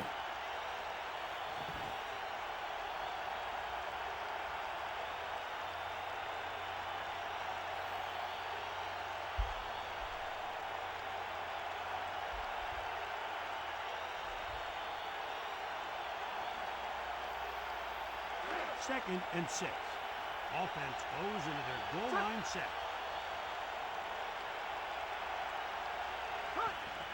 Ball Second and 6, going with a fullback run. There's a timeout. They have 2 They're going to save one for their offense, but they should have saved the time instead. Of course, it might not matter if Tennessee picks up a first down here. They're going to take a knee. Just kidding. God, this game is so dumb at times. It just doesn't make any sense.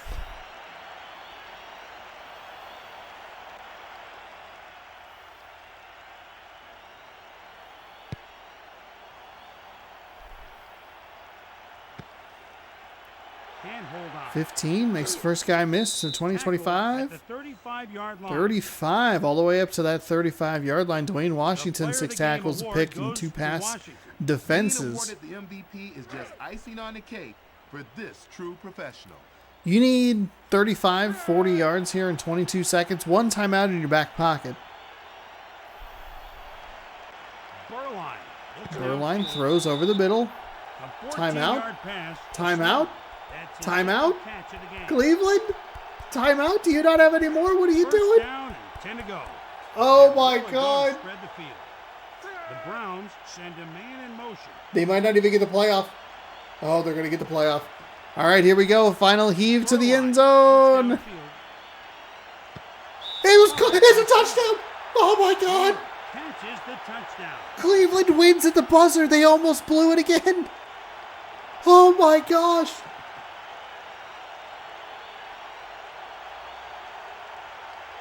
And he just got it there. Cleveland wins 13. They're going for 2. There's no time left. Ball to George. Oh, now you run the ball. 14-7 your final. On the run by George. There's the ball game. The Browns Unbelievable. win by 7 and Unbelievable. They had 66. timeouts left, right? I'm Chris Berman. I'm not Tom Jackson, losing it, entire am I? crew. We'll see you next game right here on ESPN. Now, you can't say in the comments, you can't be like, Cleveland knew what they were doing the whole time. No, because they lost a game specifically because they had poor clock management. Wow. What a finish. That is unreal. Unreal that here's what I thought would happen. One of two things was going to happen. They were going to throw a pass short over the middle of the field that would have gotten them into field goal range, but they would have ran out of time. Or they run that play with the rollout, and it doesn't matter because the quarterback gets sacked. That's what I assumed would happen. So here we go. Game number 3 of the day. Buffalo taking on San Francisco. Both teams need a win. Both teams need some help. But this game feels pretty kind of like do or die to advance their seasons in a positive way. Otherwise, they're just playing for pride, playing for fun. Both teams 5 and 6, San Francisco 49ers and the Buffalo Bills. trailing some solid teams in their division. The Bills are trailing the Patriots. The 49ers trailing the dominant this season Rams. In the NFC West, trying to end their 2-game skid. Oh, Meanwhile, no. the Buffalo Bills find themselves in 3rd place in the AFC East. Offensively, they're currently ranked 15th in the NFL passing the football, while their running game ranks 2nd to last overall. Thanks, Tom. Thanks, Tom. The Bills back to receive the kick. All right, so Buffalo will take over. We're underway. This could end up being a Here memorable game. we go. Buffalo up to the 15, and they will be Brought stopped down by Jackson. short, well short First down and 10 to of go. the 20-yard line. They'll start at the 16 here as our third game gets underway. Couple of nice games so far. Breaks the tackle. A 1-yard run by Anderson. Hopefully we can keep that trend going. Second and 8 at the Feels good when you pick 17-yard good line. games, you know, games that turn out like being a fun, positive, exciting experience. Brunell, quick drop. Brunell throws to the flat, and there is just nobody there. Tory James is there to make the tackle. But it's 3rd and 9. 9 at the 17-yard line. The Bills send a man in motion. Oh, they're going with the Hail Mary play already. It's a weird thing to see on a 3rd and 9 in the first quarter. That's what I thought would happen in Cleveland. The defender would just break through and crush someone 11 yards for an 11-yard loss.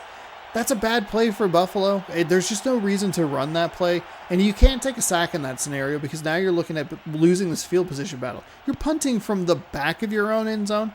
That man just punted through his up man. And San Francisco is going to have incredible field position at like the 32-yard line. Wild.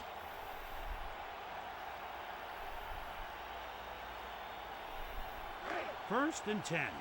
The D shows a 4-3. So from the 31-yard line, it's 1st down and 10. The Pitch. to Smith. Drilled in the backfield. Probably a loss of 4 there. Sean Harris. I salute you for spelling your name correctly, sir. Second and 13. Look at him, a loss of 3, 2nd and 13 from the 34. Favre, quick drop. Oh, and Favre is the quarterback for the San Francisco 49ers. Pretty wild. I think we've had the 49ers on the channel much.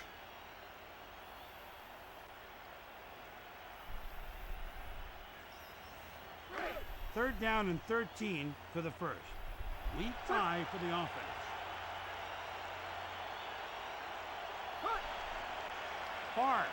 Favre throws and hits a receiver for no gain. Allows him at the 33-yard All right. line. What an exciting drive for the 49ers. Incredible field position thanks to both, I forgot. Sebastian Janikowski is left-footed. Left, That field goal is no good.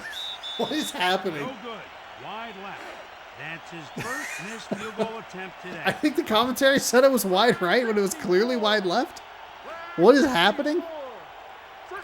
This game is breaking. Elgato is, or OBS is breaking.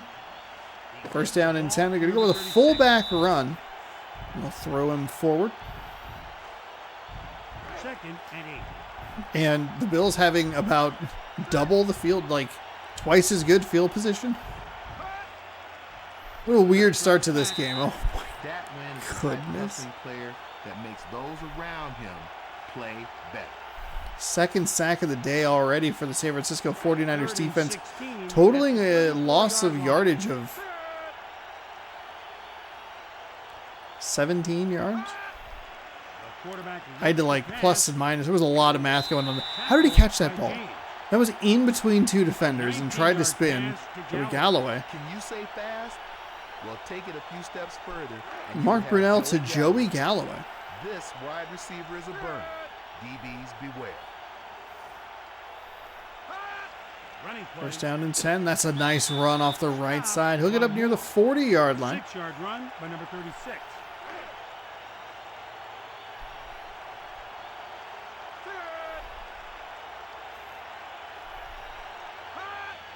Brunell. Second and 4, throw to the flat, and that is not going to do it. That is a real bad play. Terrific defensive effort there, aided by a bad play.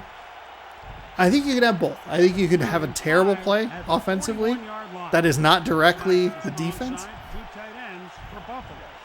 Way to be advantageous defense. Looks like play action. Going with the play action pass. Deep throw down the right side, deflected inside the 20, and that'll set up fourth down. Will still get Fourth into and a 5. receiver's face So and Buffalo able to challenge flip the him field a all little day bit here. long. Both defenses looking pretty good coming out of the gate. San Francisco gave up like the one play, but other than that, they've been pretty good. Right on the Tackled by number 77. right on the boundary there. Has a little wiggle room and gets 8. Woo, 28, First and 10 from the 18 and a half. 28. Favre under center, 2 receiver split, top side of your screen. Favre. Quick pass to the outside. Stop at the 22-yard line. A nice little gain. A 4-yard O.J. reception McDuffie by That's picks his up first 4. mass reception. Is 7 yards after the catch for a 4-yard gain. Second and 6. Favre looking to throw. Favre with a deep drop. Gun slinging his way down the right sideline or the near sideline and just nothing doing there.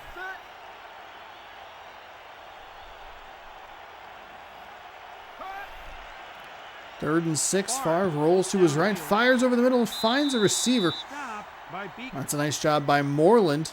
10 10-yard yards and picked up reception 3 by after the number catch, and that guy gets him a That's his first mass down reception today. at You the know, Chris, the defenders have to 33-yard line. realize that this 35 offense seconds to doesn't go here play in the first play. quarter, scoreless, following the missed field goal from the 49ers. Buffalo's offense hasn't really shown a whole lot. Quarterback drops back. Favre with a... Incomplete. There were 2 receivers kind of in the area as that ball was coming in. One broke inside. 4-3. You wonder how many defenders that kind of drug into the area and made that a False start on number Ugh. 62. yuck pass. And a yuck play there with a false start on that offense. So. The linemen just seem to lack focus. Second and 15. Second down and 15.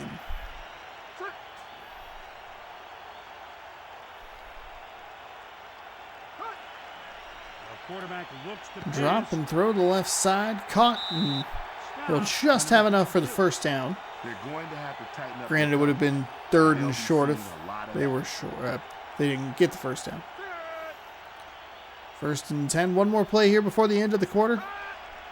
We will get a pitch to the outside. The Bills read it well. Stretch it to the sideline. Rally to the ball carrier. And that will be how quarter number 1 ends. Quarter number 1 ends 0-0. Score at the end of the first quarter, tie ball game. The 49ers, nothing. Bills, nothing.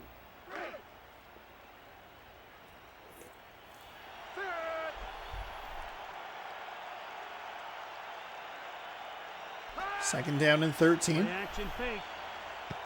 Caught. It's a nice reception out at the 45-yard line. Ken Irvin with a nice tackle. Third down and 8. At the 45-yard line. Single back, 2 tight ends for the 49ers. Quarterback drops back. Favre drops back and throws short. Maybe a little too quick on the pass. Let the running back try to get toward the sideline a little bit more. He can probably create separation between himself and a middle linebacker or an outside linebacker or whatever. Probably didn't have a speed advantage running back over linebacker. Just too quick of a throw. Didn't give his receiver much of an opportunity to make a move, to get some yards after that catch. Instead, I think it went for 1 yard and set up a punt.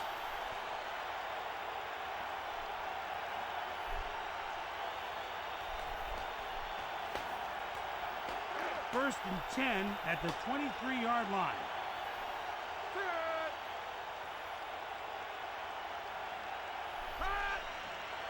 Brunell looking to throw. He takes the ball. Brunell throws an interception. It looked like it was kind of a cluster out there in that deep left side, and found the 49ers receiver, or the 49ers defender, excuse me, instead of the Buffalo Bills receiver. A weird play there, because it just looked like something, the receiver got hitched on something. The timing, everything was off, and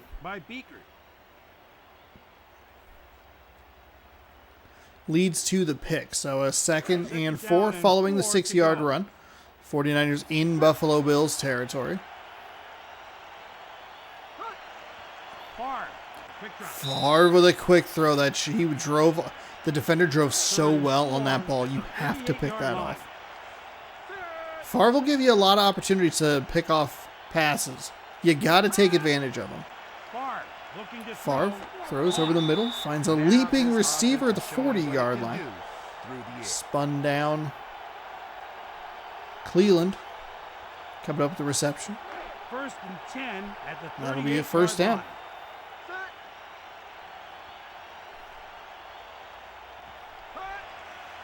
It's a nice little float pass over the middle, but a dangerous throw because there was a lot of traffic over the middle of the field, but did give his guy an opportunity to make a play, and his receiver made said play. 2-yard gain on the run. Favre with a quick drop to the outside and another completion, and again the Buffalo Bills just right on top of what these 49ers are trying to do. Giving up little bits here and there, but San Francisco's not able to run away from them. That might have actually been a 1-yard loss. The 49ers set up their West Coast offense.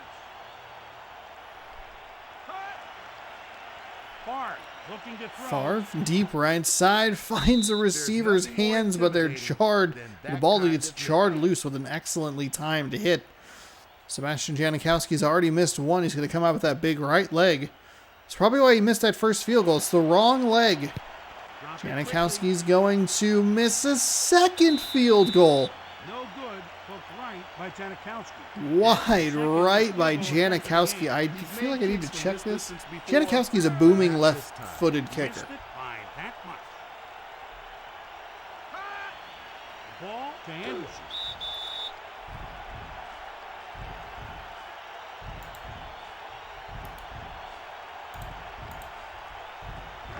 Second down and 8 to go. 4 wide receivers, 1 back for the Bills.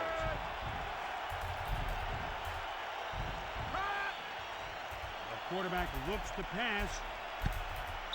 defender just cuts him off. Sebastian Incomplete Janikowski. pass. Oh, that's right. He played for the Seahawks. I forgot about that.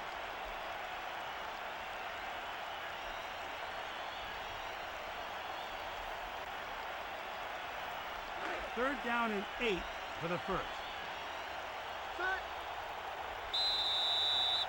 Flag down on the play. False start on number 77's offense. Oh, interesting. 5-yard penalty. Third down. 17th overall. That kind of mistake. He was is not selected going to win any 17th? points. Who the hell is drafting a kicker in the first Third down and round? 13 for the first. Strong eye, receiver in the slot for the Bills. The quarterback looks to pass. Intercepted. No, another interception Brought down thrown by Hakeem. by the Buffalo Bills quarterback Mark Brunell. San Francisco not making him pay. Just not doing a good job at all at making him pay. I don't understand why I can't figure out. Oakland Raiders.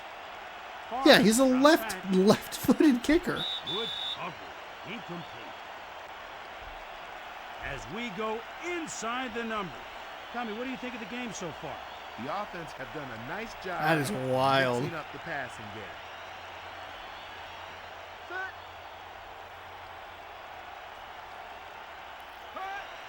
Here's the pitch out. Takes it outside. Tackled at the 44-yard line. 3rd and 5 at the 44-yard line.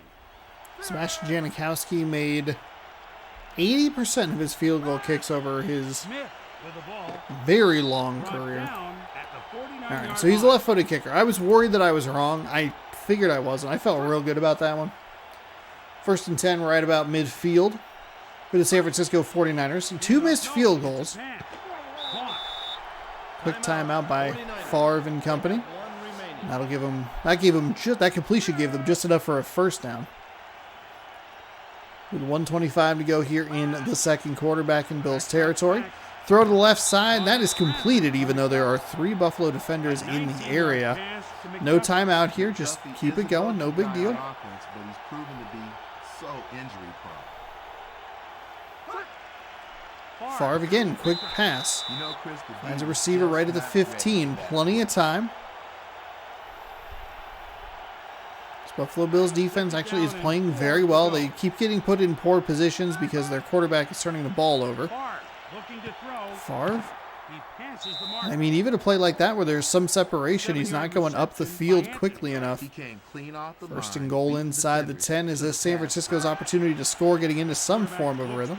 Float pass deflected. There were 3 defenders, and there was a defender just kind of sitting in that zone. Quarterback threw that one into very heavy And as coverage. soon as that ball left the arm, he Blinders on with wandered that over pass. just to bat it away. Second and goal with 39 seconds to go. Favre looks Favre downfield. throws into the end zone, caught for the touchdown. A 7-yard We'll see if pass the by Favre. right-footed kicker Score can make from the air, the Tom. extra points. Missed 2 field goals already. This would be a 13-0 game.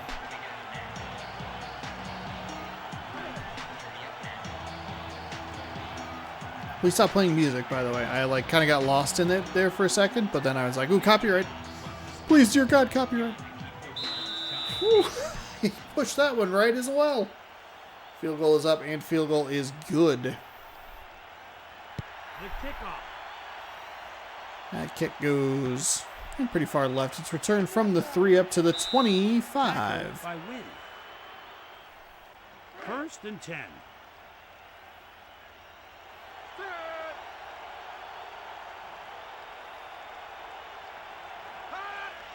Brunell. Quick throw. Brunell throws, and he nearly threw another interception. 10 to go. There's a Buffalo Bills defender right in the way. Brunell. Quick throw. Brunell somehow finds a receiver there. It is Joey Galloway. Galloway not doing, 11-yard reception by Galloway. or Buffalo, I should say. Second catch of the game. Joey We haven't really Galloway called Joey really Galloway's name, but stretched Buffalo defenses with his speed. not really It proved seeming beneficial too for the concerned underneath with, game. I don't know, Brunell looking to throw. Incomplete pass. calling a timeout and doing anything.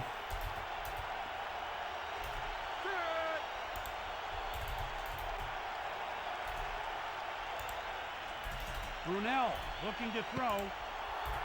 Chris, he had the ball the whole way till the defender got there. 3 seconds to go here. Third down and 10 for the first. It's third down and 10. Should see the rollout play here. Quarterback drops Just back. kidding. Brought Threw it down over the middle by for 4 yards. All right. a 6-yard pass by Brunell. 6 yards, sorry. 6 yards. My apologies. At My halftime, apologies. the 49ers lead by 7. Whew. Two takeaways. That's your difference. 3 for 6 on third down for the San Francisco 49ers. And just kind of not a whole lot going on. Cortez is going to get this ball kicked away. Maybe his only kickoff of the day. We're underway. Buffalo offense does Chris, not that look first very half good. was And the pretty 49ers Let's hope the second half is better. are going to capitalize on their rhythm from the previous drive, getting into the end First zone. and 10 at the 22-yard line.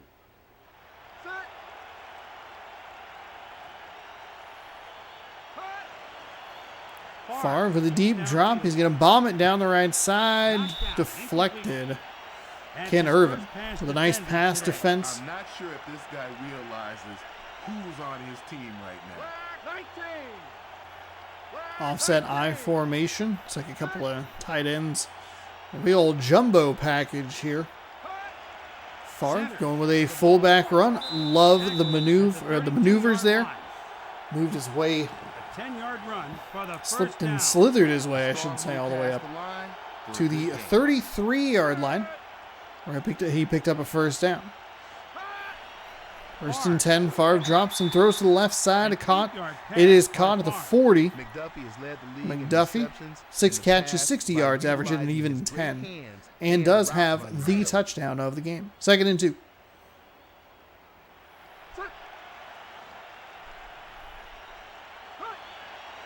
gives the ball to Smith. A 4-yard run by Smith. 4-yard run before he is stopped. 5 carries, 5 yards. Yards per carry 1, and the long is 4. First and 10 at Yeesh. the 45-yard line. The D shows a 4-3. Favre, quick drop. Favre to the outside again. I mean, it's kind of a dangerous pass. There's a defender right in the way. You can see him like kind of like almost like someone's hitting triangle to like Second catch and the ball. 4 at the 48-yard line.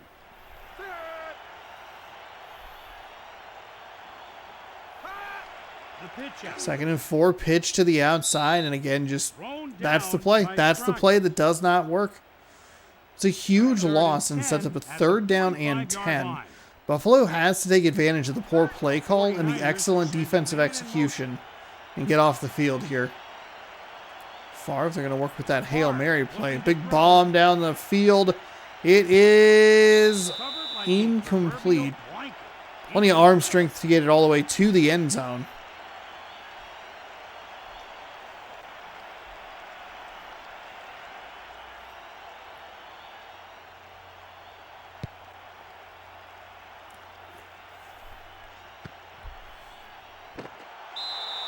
Tackled by Bailey. First and 10 at the 16-yard line. Weak eye, 2 tight ends for the Bills. Brunell looking to Brunell throw. throws and finds a receiver. I actually got kind of confused that he was throwing to the correct team there. First down. It's a great start to the drive. First down to first down for the 49ers. from the 36. The pitch to the back. Pitch to the left side. Trying to find a little room, but he's going to get nothing. Which is better than a loss, Second and but 10. not as good as a Throw game. set, 2 tight ends for the Bills.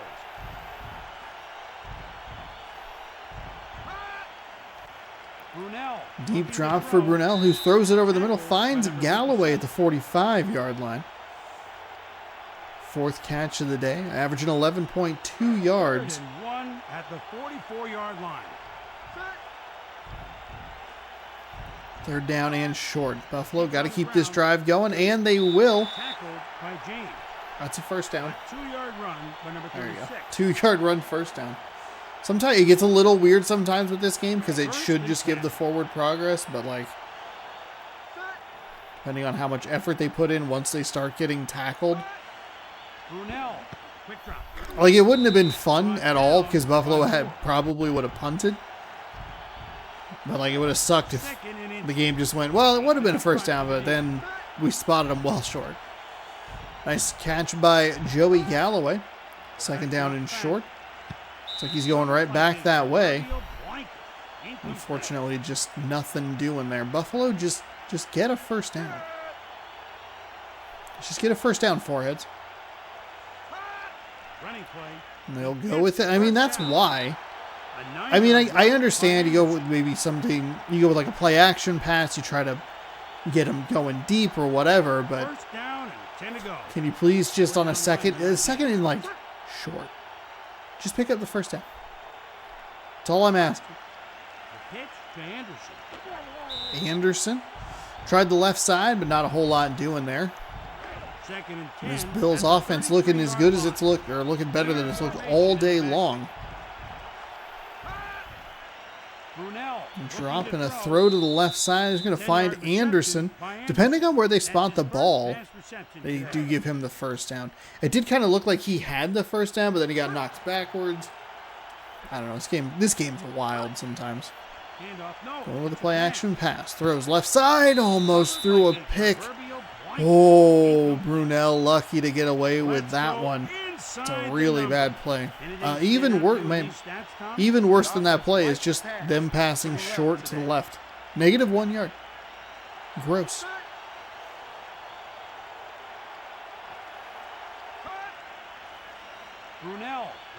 Brunell throwing to the end zone. Wide open, Joey Galloway. Nice play calling. They knew just who to go to and what play to call. And that is a terrific play and execution right there. The Bills line up for the extra point. And here is Cortez. I said he'd only kick one kickoff, and the Bills must have heard me. Issue the challenge. The kick is up, and the kick is good. We are all dotted up at 7 with 33 seconds to go. Don't forget, we have one more game coming up. Green Bay heads to Jacksonville. In what could make the NFC Central a very tight race, depending on how that game goes. And some other games, obviously, it's not everything is just on Green Bay. But. 1st and 10. Lone runner in the backfield. From the 21-yard line, San Francisco back out on the field. They're going to go with a pitch to the right side, and he gets away from the defender. And that's exactly what I was talking about. You go back to a play earlier in this game where you got to get the back a little further toward the sideline. He pulled away. He had pull-away speed from him. He didn't get all the way to the first down marker, or wouldn't have converted anyway, but just a little bit, like just a second, 2 seconds longer. Reception by Sanders. That's his second catch of the game. You know, Chris, that was a fantastic throw, splitting the defense. So a really good third quarter here. We're leaving it tied at 7. And we head to the final quarter of the game. 5 minutes to decide this one, unless we go to overtime, which I hope we don't go to overtime. That is off the hands and incomplete. Todd Light. A nice pass defense there to set up 2nd down and 10.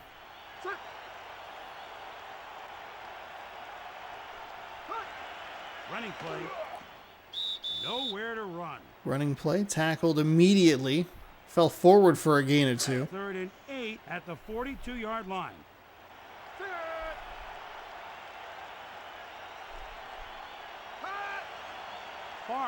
Drops back to pass left side.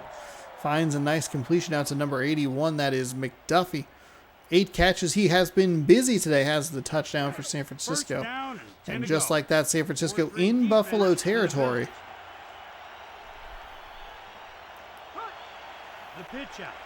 Pitch. Left side. Nice tackle by number 45. Walker, his 3rd of the day. That'll set up 2nd down and 14, pushes him back to midfield. With a more creative running style.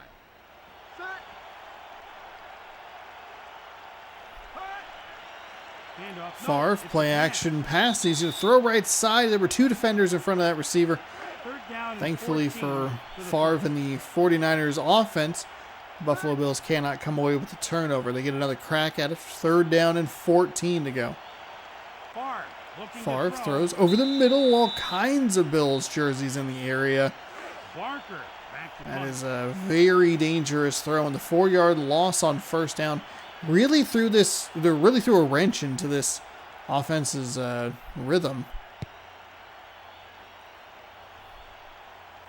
And Buffalo's defense gets him off the field. Tackled immediately on the return. Lucky that he didn't muff that punt. Poor blocking, which isn't new. We knew that. It's very bad in this game. 1st down and 10. They're going to pitch to the right side. Anderson tried to work his way toward the sideline, but decided to cut back inside. Kind of like what Buffalo's doing here. Just get a couple of yards. It was 1st and 10 from the 10.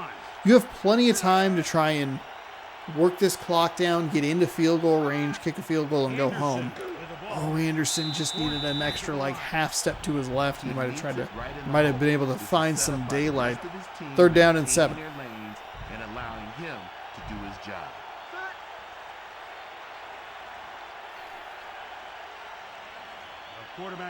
Quarterback. Brunell throws, and it's off the hands and incomplete. Looked like it bopped off of something. So San Francisco doing a good job of taking advantage of the poor field position for the Bills and making sure that they can give their offense some good field position. Spiral kick. Return from the 40. He'll get into Bills territory almost immediately. A spin move at the 40, but all tripped up on the hitbox.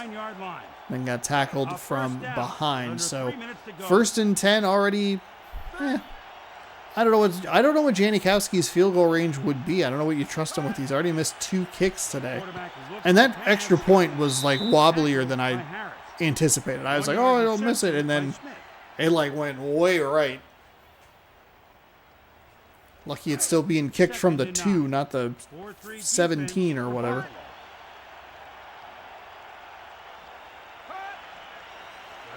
Favre drops and finds a receiver.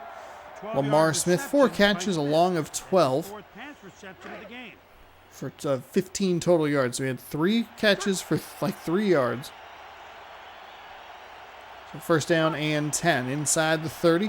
Favre drops a little bit of a screen play there, makes a man miss. He's up the sideline. Shoestring tackle. What a great run that was. I thought it was going to be a touchdown. He was wide open.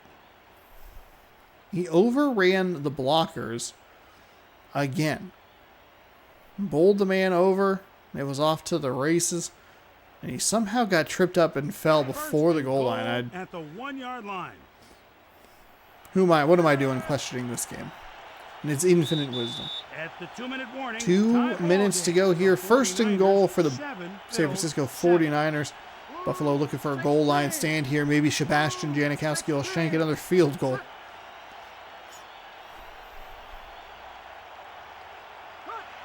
Here's the run. Favre He'll make the end zone. turns around, hands the ball off, touchdown. A 1-yard run for the touchdown. They did an excellent job with their assignments. They always get a hat on a hat. They don't necessarily get a big push all the time, but that's where the running back has to make the play.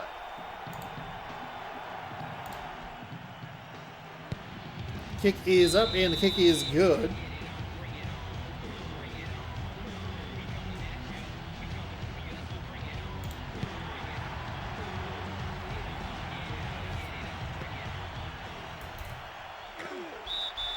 Thrown down by number 50. 1st and 10. Offense lines up in the shotgun.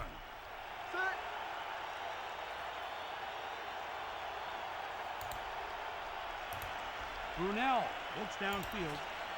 So Brunell now needs to engineer a drive, and of course the first pass he throws is to Eric Davis. He plays for the 49ers. Second pass defense of the day. That can match up with Engineer a drive here to try and tie it up inside of 2 minutes. Brunell looking to throw. Brunell going same side. Defensive play. I half expected it to be Davis yet again, but it was not. Instead, just 2 incompletions down the deep far sideline. 3rd down and 10. Brunell again drops back, tries the far sideline again, and the third time is the charm. He finds a completion at the 40 with 1:40 to go. The receiver could probably hear the defender's footsteps on that play.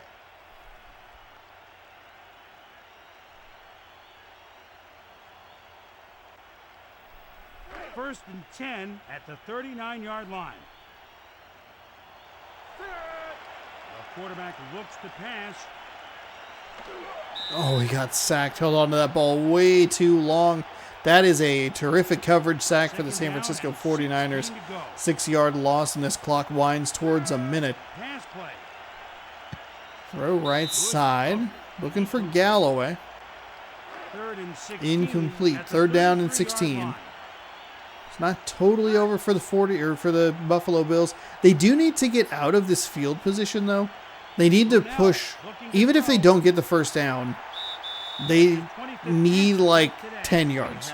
Because if you turn the ball over here, you're in field goal range. I know Sebastian Janikowski's missed a couple today already, but you have to give your defense an opportunity to try and keep this a one-score game. Brunell, short pass. It's off the hands and incomplete. Brunell was 1 for like 7 on that drive right there. Ball to Smith. We'll go with a handoff. Tries to find some room up the middle. Buffalo should just be taking a timeout right here, but who knows? I mean, who knows?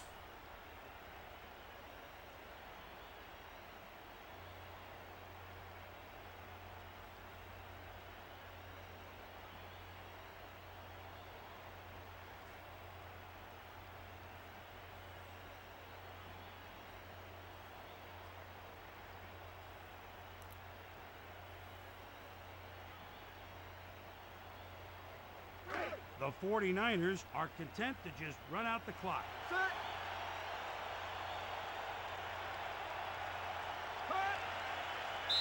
Timeout. Okay, Bills. so now they'll take the timeouts.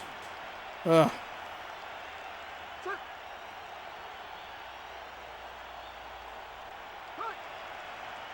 Timeout. Bills. They have 1 remaining.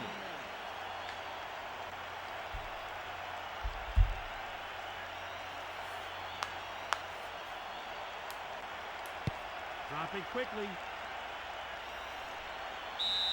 No good. Just a yard short. That's his 0 for third missed field 3 goal on the of day. that I didn't think they were kicking the field goal. I thought they were going to punt the ball away.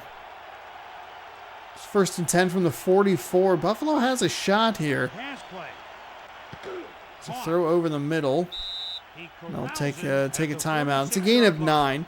9, and gives Brunell a good opportunity to flash his arm strength here.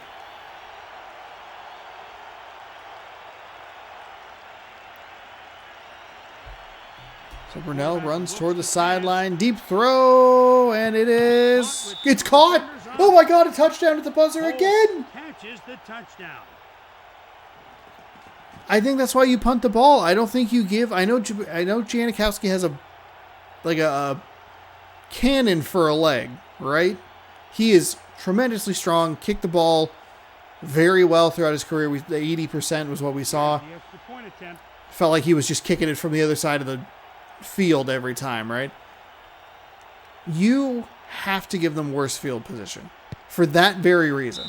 The kick is up. The kick is good. We're going to And it'll be overtime. 2 extra points today.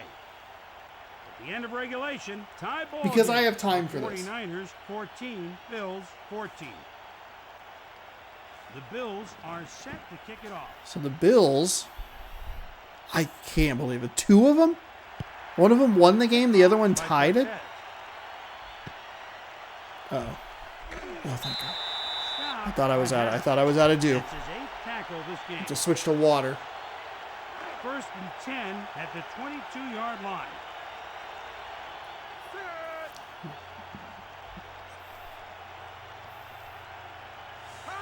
First down and 10. Favre drops, throws to the far sideline. Lamar Smith picks up a catch, gain of a couple. They'll give him 3. And 7. So Sebastian Janikowski made 2 extra points and missed 3 field goals.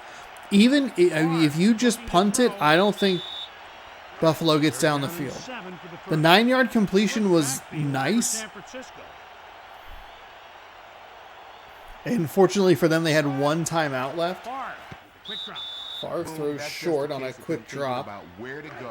And just like that, it's 4th and 7. Buffalo has an opportunity to win this football game. Remember, it is, what's it called? Sudden death, so. Stop by Cody. The ball comes down and the return man has good coverage. A nice bit of containment by the kicking team.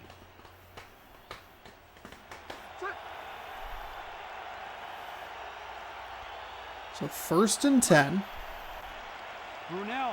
Brunell drops, fires all into the hands of a defender who just couldn't come up with the interception. Buffalo doing a great job overcoming 2 turnovers. We go with a draw play. Oh, nice find. He found a little daylight on the right side.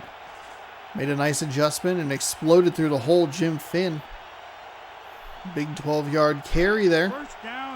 Gets him near midfield.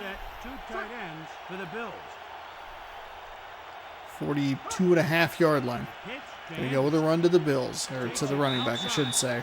He'll try to turn the corner. It's Jamal Anderson, by the way.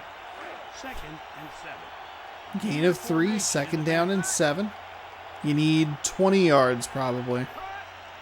You're going to go with another Anderson handoff. That time it's bottled up quickly. And he'll be dropped for no gain. Down in 7 for the first.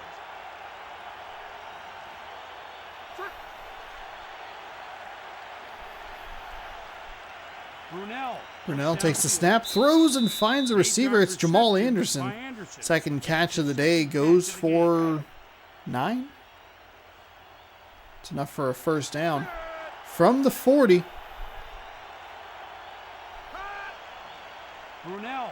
Brunell, deep down the right side, almost gave it right back. Or not right back, but almost gave it away. Can't give away a victory. Honestly, just run the ball a couple of times, see if you can get it a little bit closer. Brunell's been a little careless with the football, a couple of turnovers. Oh, that is a terrific run. The San Francisco defense giving up big runs in the overtime period.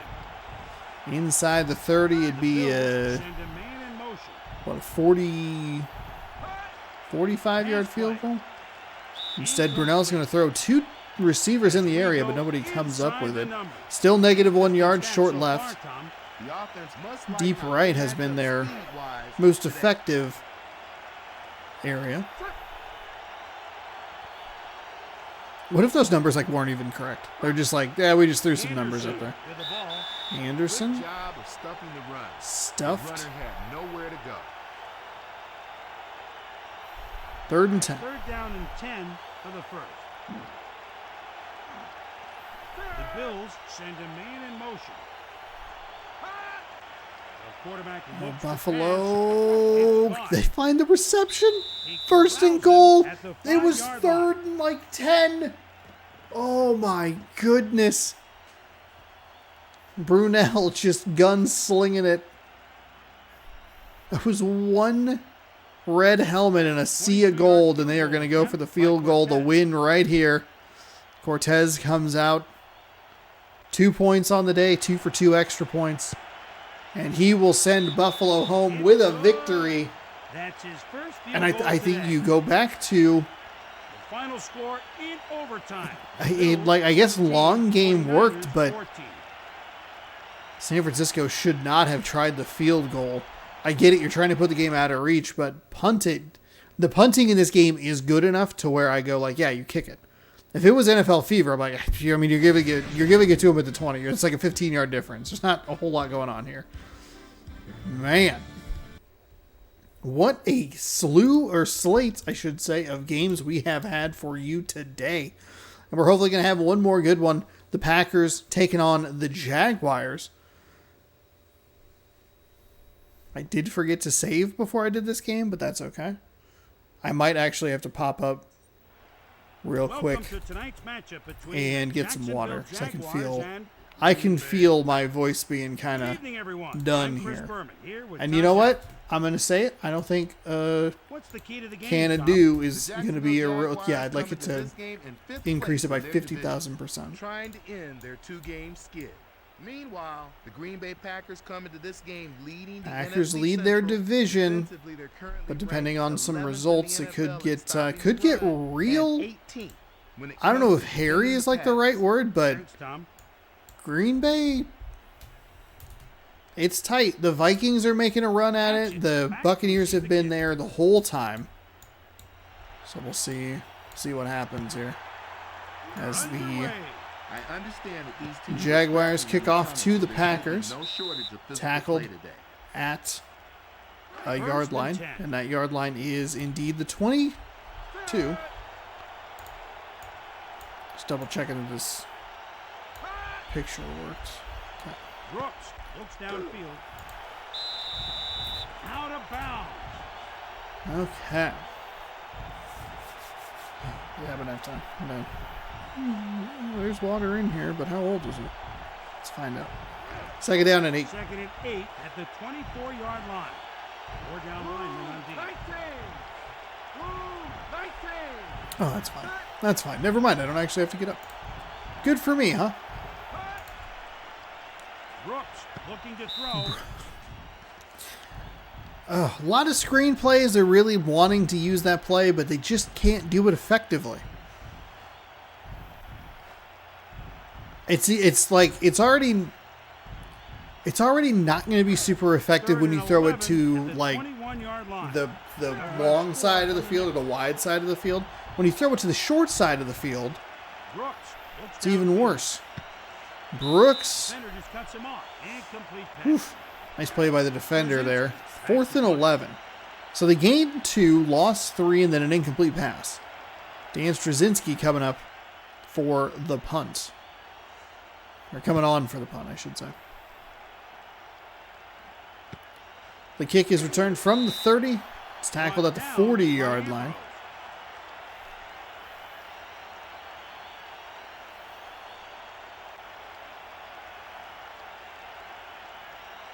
First and 10 at the 39-yard line.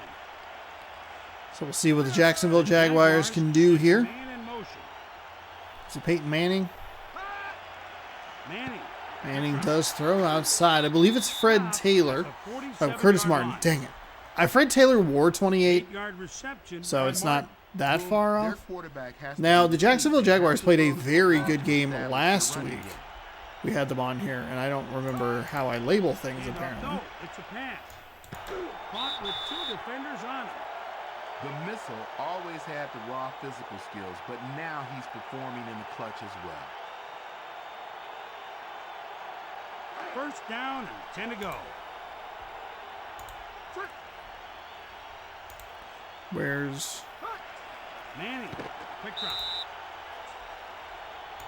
Hold on. We're finding it. I Second forget. down and 12 to go. No, the Jaguars Ravens have beat the managed Jaguars. That's right. At the buzzer. Not quite at the buzzer, but it was close. 3 seconds left. Baltimore knocked off Jacksonville. I should probably make a note of that. The I Jaguars should probably could make a note of man that in and the motion. fact that Pass play. It's caught. Buffalo won in overtime with a comeback. We had fantastic games today. That's what you want to see. That's what I'm looking for Go back to in the this strong content. side You know, of the that's where you get Jaguars. hyped. Jacksonville driving deep into Packers territory here. Nice job running to the outside to Curtis Martin, Thrown down who by gets Schultz. picked up and thrown down by the Packers defense. Second down and short halfway through quarter number 1 here. At the 13-yard line. The D shows a 4-3. Handoff. No, it's a pass. Going with a play action pass. Oh, we had him. He had him in the corner, and it was easy touchdown. Easy touchdown. I skipped a word in that sentence. The touchdown was easier than me trying to say that sentence. At the 13-yard line. 3 receivers set for the Jaguars. Beasley with the ball. Going to pick up just enough for the Gets first down. First down. Great use of blockers on Fred that Beasley, play. no yards, 1 carry, but a first down. And that is what is First and important. 10 at the 12-yard line. Far formation in the backfield. The pitch out by Manning. Runs right. Stopped by Rudd. Second down and 6 following the Second and 4-yard run. 4 down linemen on D. He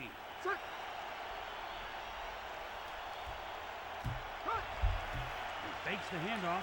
Another play action pass, and that time it's deflected by the Third and Packers 6 defense. at the 8-yard line. Green Bay doing a nice job bending but not breaking. Third down and 6. They get off the field here. They can force a field goal attempt. Manning. drops back. Oh, actually, they're going to just pick up the first down. Success early on. Oh, that is not what you want to see. Hey, go Huskies. Even a 2-yard First jump and off goal a from the 5-yard 1, gain 1.5. can help get things going. Goal 33. Goal 33.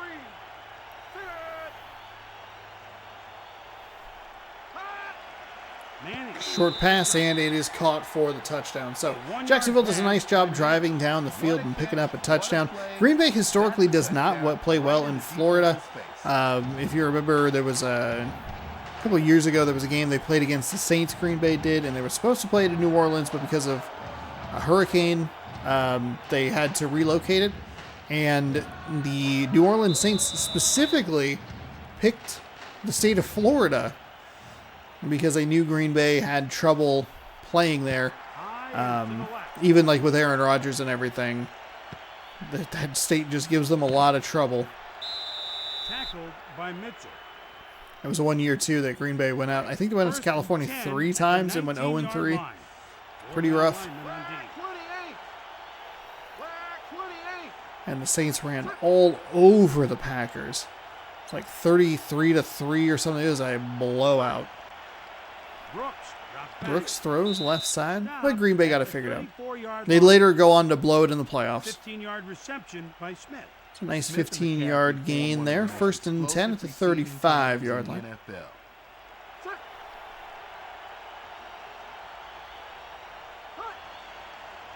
Quarterback drops back. Brooks, Caught by nice Harris. completion out at the 49, so a 15-yard gain to a 14-yard gain. Quarterback looked good. Harris coming up with his first catch of the day. Green Bay making some nice adjustments. Brooks throwing the ball well here on this drive so far. 4-3. We're winded down quarter number 1. The quarterback looks to Again pass. dropping to throw and again finding a receiver. I think it's 15, 14, and now like 13 yards. The defense is Yep, they did. That's what it is. One catch, 13 yards. First and 10. Pro set 3 wide for Green Bay. One more play here before the end of the quarter, and we will get it. Brooks throws left side. This one's deep, and it is well read by Ray That's his Mickens. first pass defended His today. first pass defense of the day. Green Bay is driving, but Jacksonville strikes first, and it is 7-0 through Score at the end of the quarter first number quarter, 1. The Jaguars 7, Packers nothing.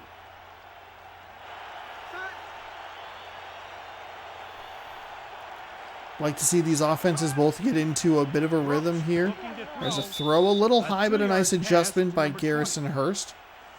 Unfortunately, that doesn't go for 12 yards. It just goes Third for and 3. seven Third at and the 7. 35-yard line. They'll rush 4 from the nickel.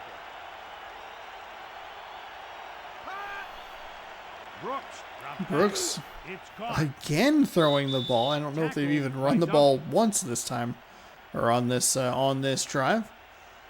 First It's a nice and catch 10 on the at outside, 22-yard line. the far side, The D shows and it is first down and 10 from the 22. Goal 18.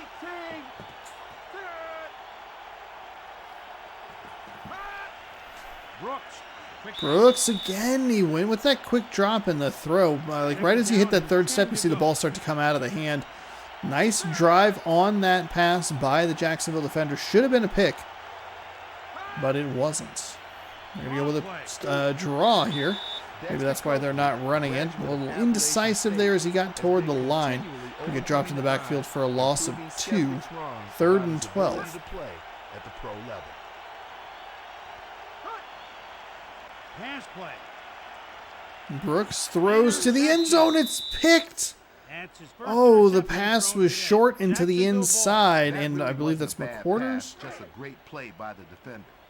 coming away with the interception, a huge interception to wipe off any opportunity for the Packers to get points on that drive. Manning So we'll drops see back. what Manning and company can do here. At the 3:50 to go in the 22-yard second quarter. Jacksonville drove Two-yard down the field with reception by little Martin. resistance. That's his second catch of the game. A couple times he thought maybe they'd get off the field, the Packers defense, but did not happen. Second down and 7.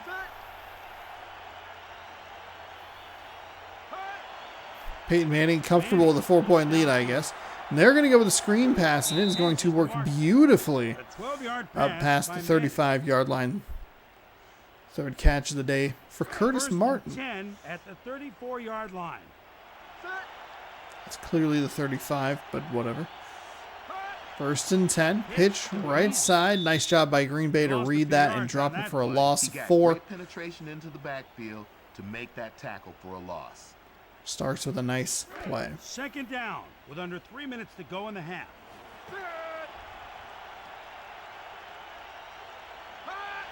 Here's the pitch out. Uh-oh. He tried- Oh, we've already seen an interception on that play today. I don't know that we wanted to see something else. Ball. Maybe he heard footsteps.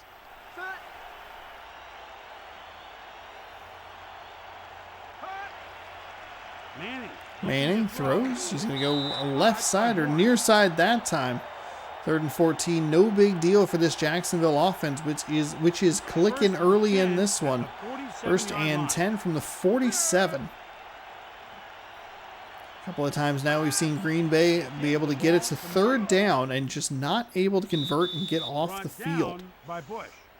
Curtis Martin trying to find some room. He picks up 3 Second and 7 at the 50-yard just inside line. Green Bay territory at the 49.5. 2nd and 7. Manning dropping and throwing far side. Leaping reception. I think they're going to give him the catch. And that'll bring us to the 2-minute warning. So 1st and 10. Packers, nothing. Whew. It's Jaguar. Where was the Jaguars offense for multiple drives in last week's game, huh? Manning. Quick Manning, ooh, that's how well it's going for Jacksonville. allows him at That's the how well it's 31-yard going. line. He threw it A 45 9-yard yards pass behind the by line of Manning. scrimmage. Still got a gain of 9 3/4. Second and inches. Second at the and shorts. 31-yard line.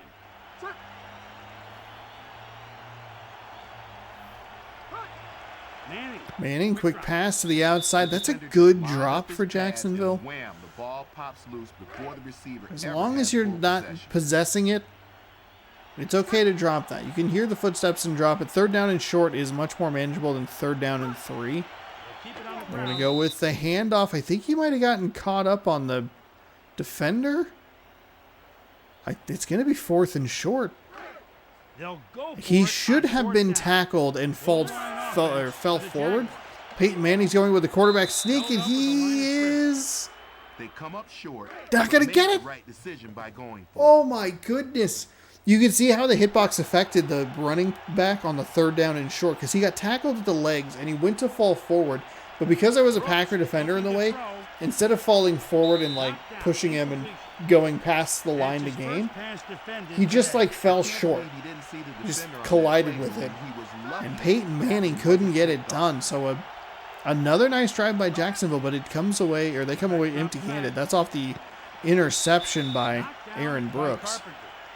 That's his first pass defended today. Chris, it's frustrating. to Carpenter a with a lineman nice who gives pass the quarterback defense there. plenty of time, and then he goes and throws the ball into coverage.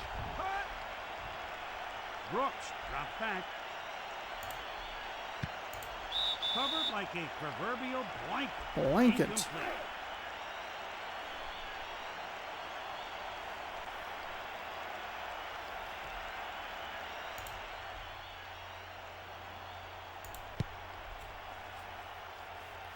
And just like that, Green Bay's drive comes up empty. And I'll punt it right back to the Jacksonville Jaguars, who have had so much success First and 10 on the at field so 37-yard far. line. Under a minute to go here. Peyton Manning Jaguars leads the remain offense in motion. back out onto the field. This time they're going to get a Hold false on, start. there's a penalty. False start on number 60, offense. 5-yard penalty, first down. Somebody jumped. That's going to cost them 5 yards. Players jump for two reasons. They aren't concentrating, or they're worried about getting a jump on the monster that they have to block. A first down with less than a minute before halftime. Lone runner in the backfield. Manning. Short pass to the near side. Green Bay going to take a quick timeout. Second down and 16. Good timeout by the Packers after the big loss. The quarterback looks to pass. Oh my goodness, it doesn't even matter. Timeout. It's a 6-yard loss. Green Bay's defense finally comes up with a nice play. And Jacksonville just converts anyway with a 17-yard completion. Manning, deep drop. He's going to throw it over the middle. Quick timeout after the completion. First and 10, 37? 37-yard line. Manning, quick drop. Throwing to the left side or the near side. Throwing to his left. Second down with less than 40 seconds to go in the half. Green Bay's defense, though, did a great job to get off the field on 2, maybe even 3, and short downs. That is really nice.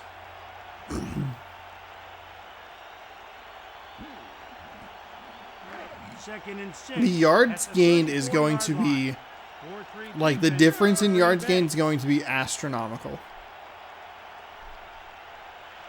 Pass play. Manning. My goodness, even a false start can't slow them down. That is their third and final timeout. It's first and 10 from the 14-yard line. This Jacksonville offense, it's clicking. I'm curious if this offense is going to click like this every week. Seemed like it's been a little rough. They do, I think, have a losing record. 5-6, I want to say. Yeah, 5-6. So this win can help them, but they're going to need help outside of what they can control. Manning to the end zone, over everybody's head, incomplete. 3rd and 10.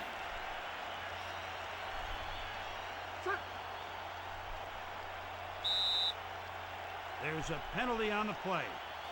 Another false start. I don't know if that's the same or different lineman, but 3rd and 15. it's going to set up a 3rd down at 15. 18 seconds to go. No timeouts for the Jacksonville Jaguars.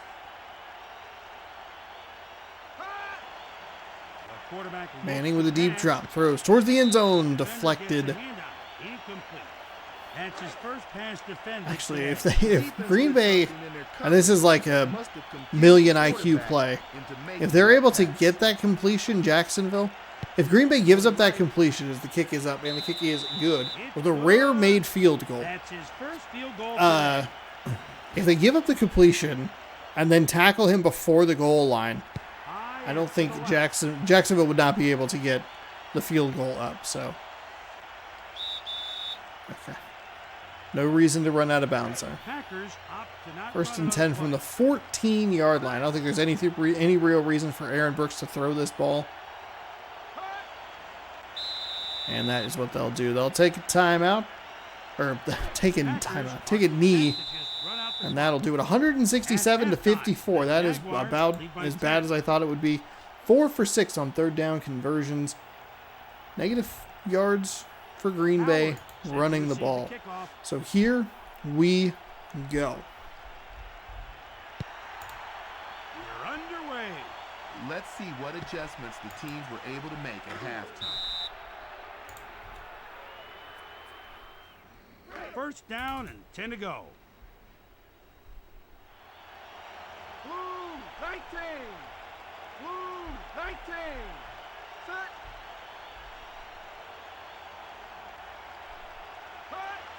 It's a run. Tackled by Newman. Okay, so Green Bay's worst nightmare was to give up 3 points. Maybe not worst nightmare, but not a great opportunity. Not great for Green Bay to give up 3 points right at the end of the half and then have to kick the ball back. 3 points or any points and then have to give the ball back to the Jacksonville Jaguars to start half number 2. That's not what you want. 3rd down and 1.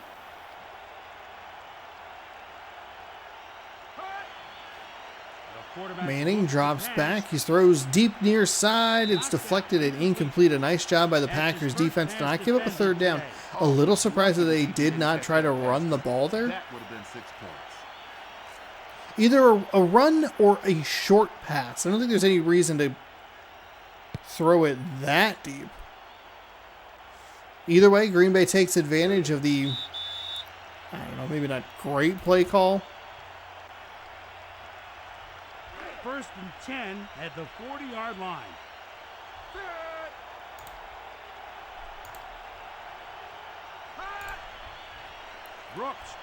Brooks throws over the middle. It's incomplete. I think he might have hit the ref with that.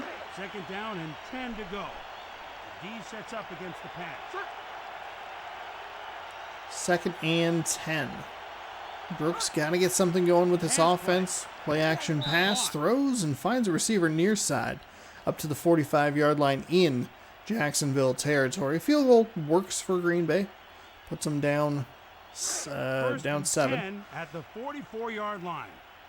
4-3 Just get something positive going here to start half number 2. We'll take a look at the scores, the standings. It's intercepted. Okay. Well, that's his 2nd interception thrown today. 2nd thrown. I actually had forgotten about the first one, so thank you, Chris Berman. I appreciate that. That throw ball was so underthrown. I think the other one was as well. Takes it left. He's out the defender. Otherwise, you're looking at a 10-3 game. Instead, it's just 10-0. They're going to have a hold here on the Jacksonville Jaguars. That'll be a big loss for them. It won't matter, though. They'll just go ahead and get 19. They'll get a 20-yard reception right here. 1st and 19 following the hold.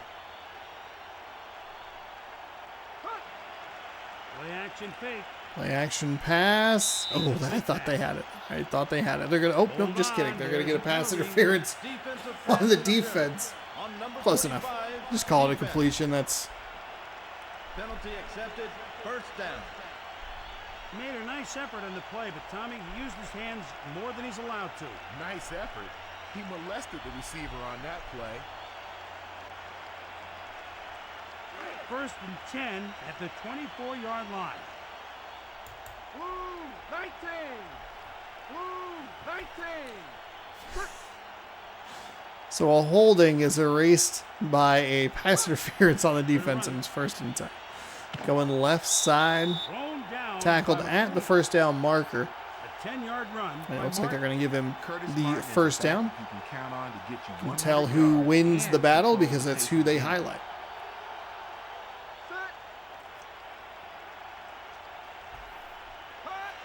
Running play. Going with a run off the right side, 6-yard gain. 40-yard line. A 5-yard run by Martin. And it'll be 2nd down and 4. 2nd and 4 at the 40-yard line. So Brooks's 2 interceptions. It's a run. They're going with another run. Tackled by Really Williams. hurting this defense. They just can't get off the field. Gets the 1st down. Like, the Green Bay defense needs to be on the field as little as possible. And Aaron Brooks is not helping that situation right now. Halfway through quarter number 3, going with a play action pass. Manning throws far side, turns upfield, gets tackled, but drags the defender along for a few extra yards and picks up the 1st down. 1st and 10 In Green Bay at the territory 42-yard now. line.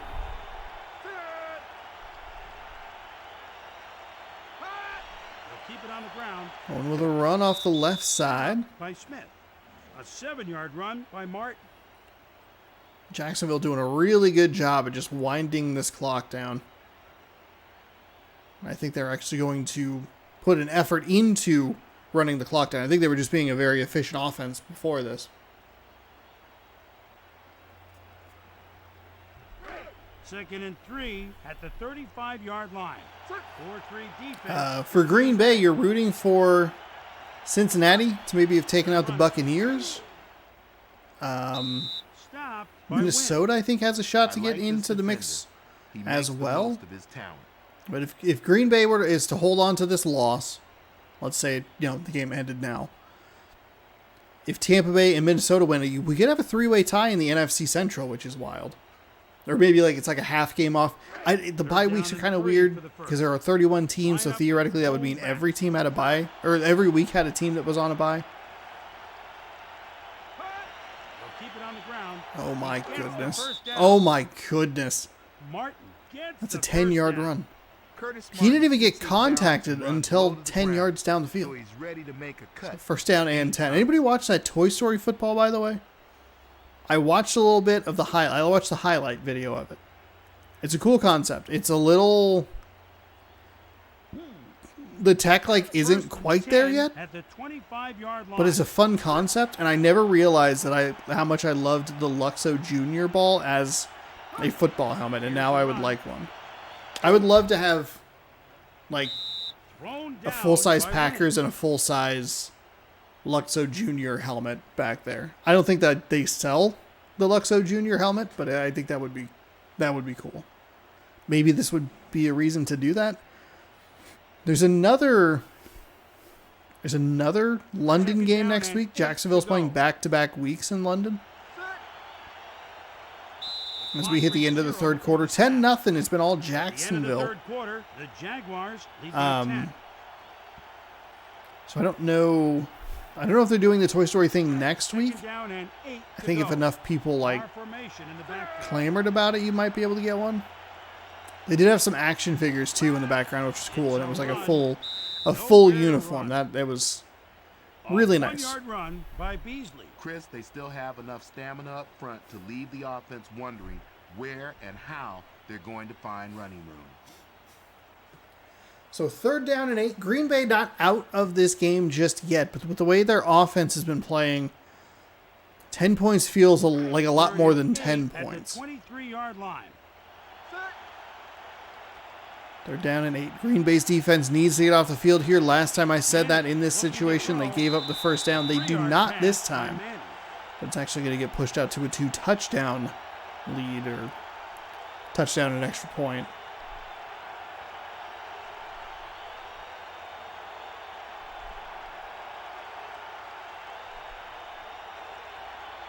Here comes the field goal unit.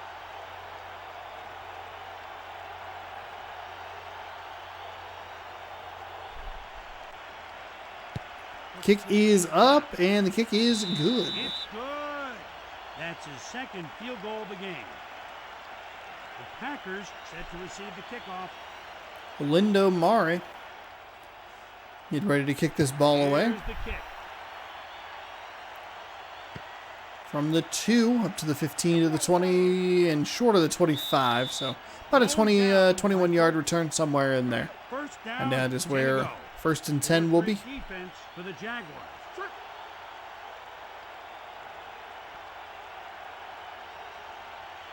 Pass play. Brooks throws to the near side, and it's incomplete. Couple of receivers in the area, but nobody comes up with the pass. Green Bay been very pass happy.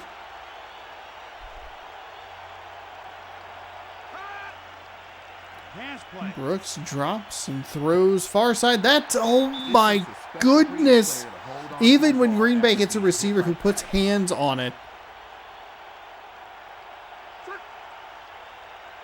the defense is there to knock it away. 3rd and 10. Brooks with a deep drop. Finds a receiver. Somehow that was a catch. A 17-yard reception by Harris. That's his second catch of the game. The defense had good coverage on that play. The receiver just made a fantastic catch. 1st and 10 at the 41-yard line. Brooks looking to throw. Brooks hurling it down the right sideline, but nothing doing. 2nd down and 10.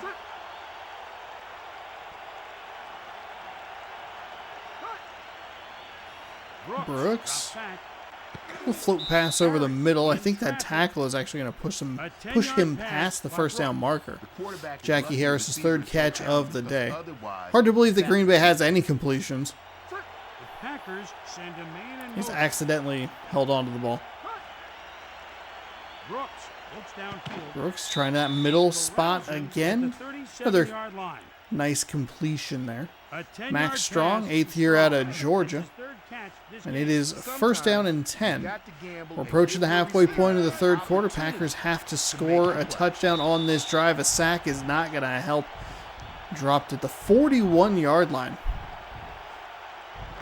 2nd and 15. They're really going to spread the field. Brooks looks downfield. Brooks dropping and throws to the near side, but nothing doing.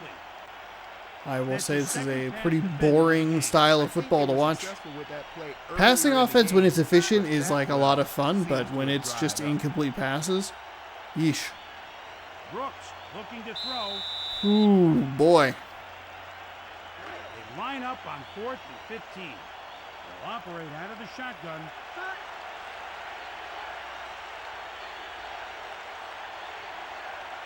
Sack really Brooks did him in looking there. to throw.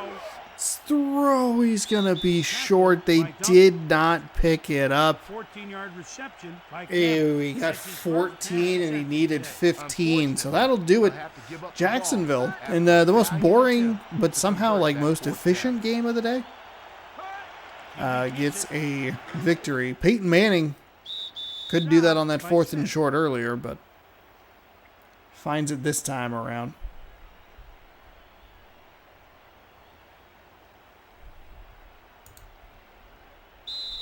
At the 2-minute warning, the Jaguars lead by 13. As we go inside the numbers. Interesting stats so far, Tom. The offense has shown they can attack the entire field.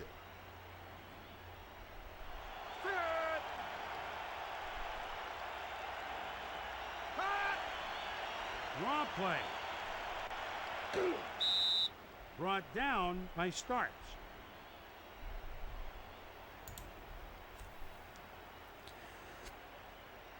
So 3rd down and 2.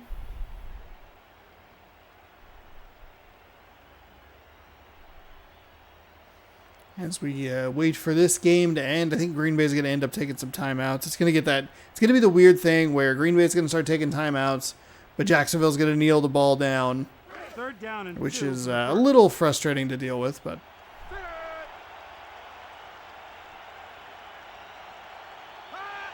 The pitch 3rd and 2, going with a pitch, rolling dropped down for by a Starks. They lost a few loss. yards Actually, on we that might play. get. There's no wearing this defense down. At least it's not evident on that play. Okay, just keep letting it go. Just let it go. Green Bay, you're done. You're toast. It's over.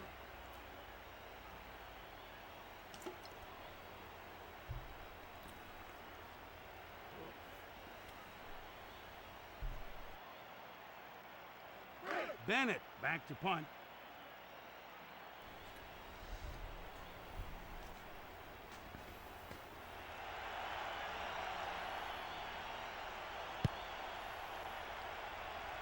So we could get the weird thing here where Green Bay could run out of, could like turn it over.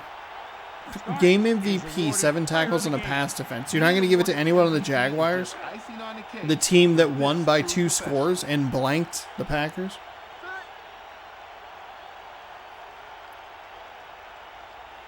So 1st down and 10. If Brooks could complete some passes, they might burn some timeouts.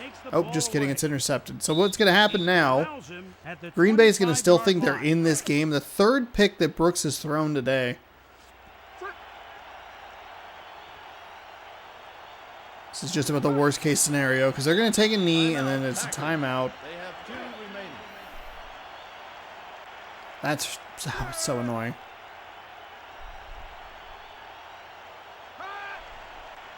Timeout, Packers. They have 1 remaining.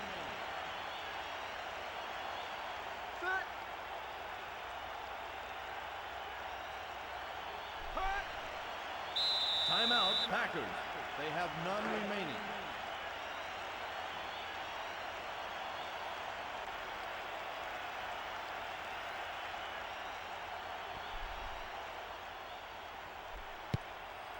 When we're done with this game, we will quickly get through standings, scores of the day, primetime players, standings in that order, and then we'll get out of here. Oh, don't forget, this is youtube.com/ShawnosaurusRex. Looks downfield. Every Tuesday, you can watch random rosters here on the channel. We had 3 fantastic games and then 1 dud. Mercifully, at least one of the teams was very efficient. The quarterback looks to pass. It's intercepted again. The 4th interception he has thrown, and I'm sure number 21 has now 2 picks. And yet still somehow they didn't. How did they not give it? Doesn't matter. Doesn't matter. The game MVP shouldn't have been anyone on Green Bay. Peyton Manning will kneel it down one last time, and it'll be a 13-0 final in Jacksonville. Green Bay absolutely crumbled. Brooks with 4 interceptions, including 2 when the game was already out of hand. And it, like, technically, it wasn't out of hand. The problem is that this game just doesn't have the, what's it called? It doesn't have the ability to work with a hurry-up offense. It doesn't have the ability to, like, I don't know. It just, it's like kind of there, but not really there.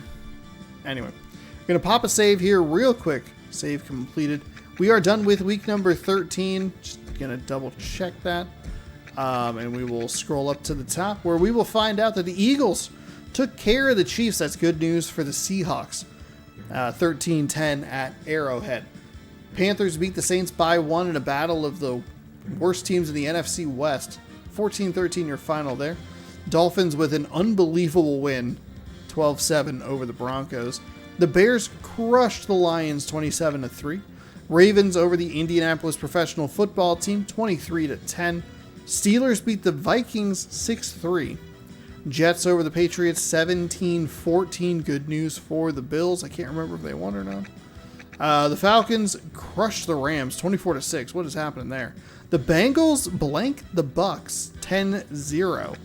That's a big win for the Bengals. Making this Browns win big for them as well. 14-7 your final from Cleveland. Seahawks fall to the Chargers 14-7. So that's a good, it's about as good a result as you can get. If the Seahawks are going to lose, at least Kansas City lost with them. Cardinals beat the Raiders. Wow. AFC West took a beating today. Let's see. Yeah, because the Broncos lost. The only team that won in the AFC West was the Chargers, and they beat an AFC West team. Anyway, Cardinals 6, Raiders 0. Cowboys fall in Washington 24-23. The Bills beat the 49ers in overtime in an improbable comeback, 17-14, and the Jaguars blanked the Packers 13-0. Primetime players: Brad Johnson, 256 yards through the air and 2 passing touchdowns, AFC offense. Primetime player 4, LB number 56, 2 fumbles forced, 2 sacks, 2 tackles, your AFC defensive representative. Morton Anderson, we're staying in the AFC Central, 3 field goals, 2 extra points. He is your primetime special teams guy on the AFC. Steven Davis had 2 rushing touchdowns on 90 yards, and that was enough to get him primetime player honors for the NFC offensive side. Stephen Boyd's had 6 tackles, 2 sacks, and an interception, also for the Bears. Primetime player for the NFC. And Mike Vanderjagt, I kind of wanted it to be a Bear, just for fun. Mike Vanderjagt, 3 field goals and 2 extra points. Your NFC special teams player. Primetime player of the week. Taking a quick look at the standings here. The Rams atop the NFL at 9-3. The Patriots 9-4. Chiefs 9-4. Seahawks 7-4-1. Ravens 8-5. Raiders 7-5. I hit the wrong button. I apologize. In the NFC, taking a look at the playoff picture, the Rams have been the 1 seed for a while, but the Falcons are creeping up on them. They are 7-5. That would be your NFC West, so they would be the 1 seed. The Falcons are also in the NFC West, so that would be your 4 seed. Packers are north, so they would be the 2. Giants are east, so they would be the 3. Vikings and Bucks would round it out, just knocking out Cowboys, Washington, 49ers, Lions, Bears, Eagles, 5-7. The Panthers 5-8. As we work through the rest of the season. Hold on.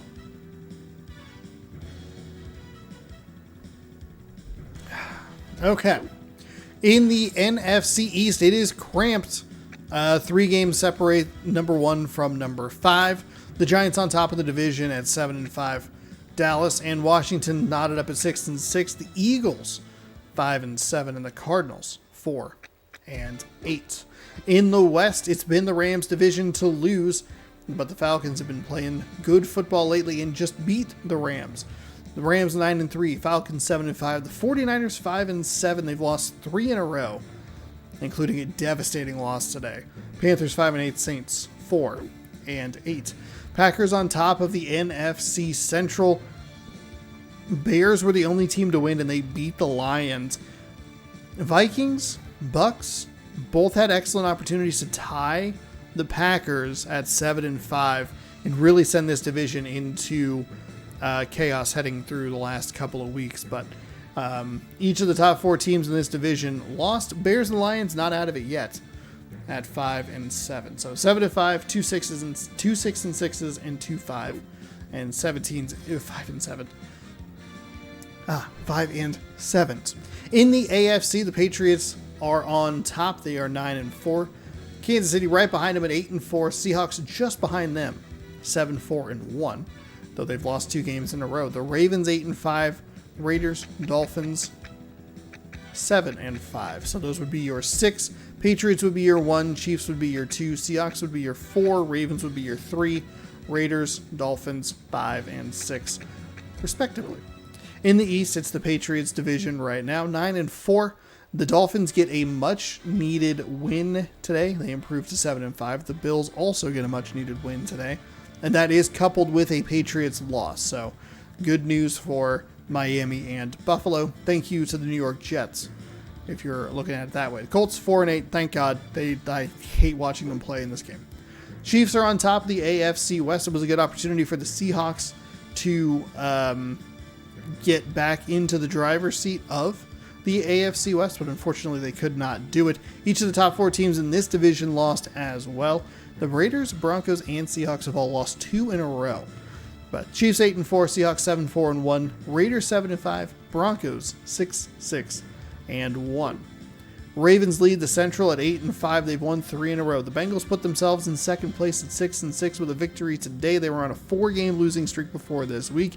Titans and Jaguars also 6-6 with the Browns. God, just when I thought this division was going to start to sort itself out, nope. We're right back where we've been. The Steelers, they've won 3 in a row to improve their record to 5-7. So they are still in it. They're hanging in there, but just barely. And that will take care of it. We will move on to week number 14 next week, and we'll see kind of Bears-Packers could be good. Browns-Patriots, not a game to overlook. Lions, Jaguars-Bengals. Saints and Falcons. Giants-Cowboys. Bad teams. Vikings-Titans. Chiefs-Raiders, that's a big one. Here we go. I mean, this is what we're looking for as we come down the stretch here. Seahawks and Broncos, they tied this year already. Colts at Dolphins. I think we'll have at least 4 games. I will try to make sure that I record this on a day off just in case there's a really good 5th game. So be on the lookout for that. That'll be next Tuesday right here on the channel. Thanks so much for hanging out. Hopefully you enjoyed today's video. Hopefully the audio worked all right. I'm very nervous about that. Check out a doubleheader of playoff baseball later on today here on the channel. 4:30 p.m. Pacific time and 6 p.m. Pacific time. 2 separate videos. So you can follow along with whatever team you would like to. I will be back on Sunday playing with the Mariners because we have the 1 seed of the AL. So we just hang out for a little bit and then you watch computer baseball. So there you go. Thanks again for watching. Hopefully you enjoyed it. We will see you another day in a different video. Subscribe, ring the bell. You'll be notified when I post stuff. And go sports.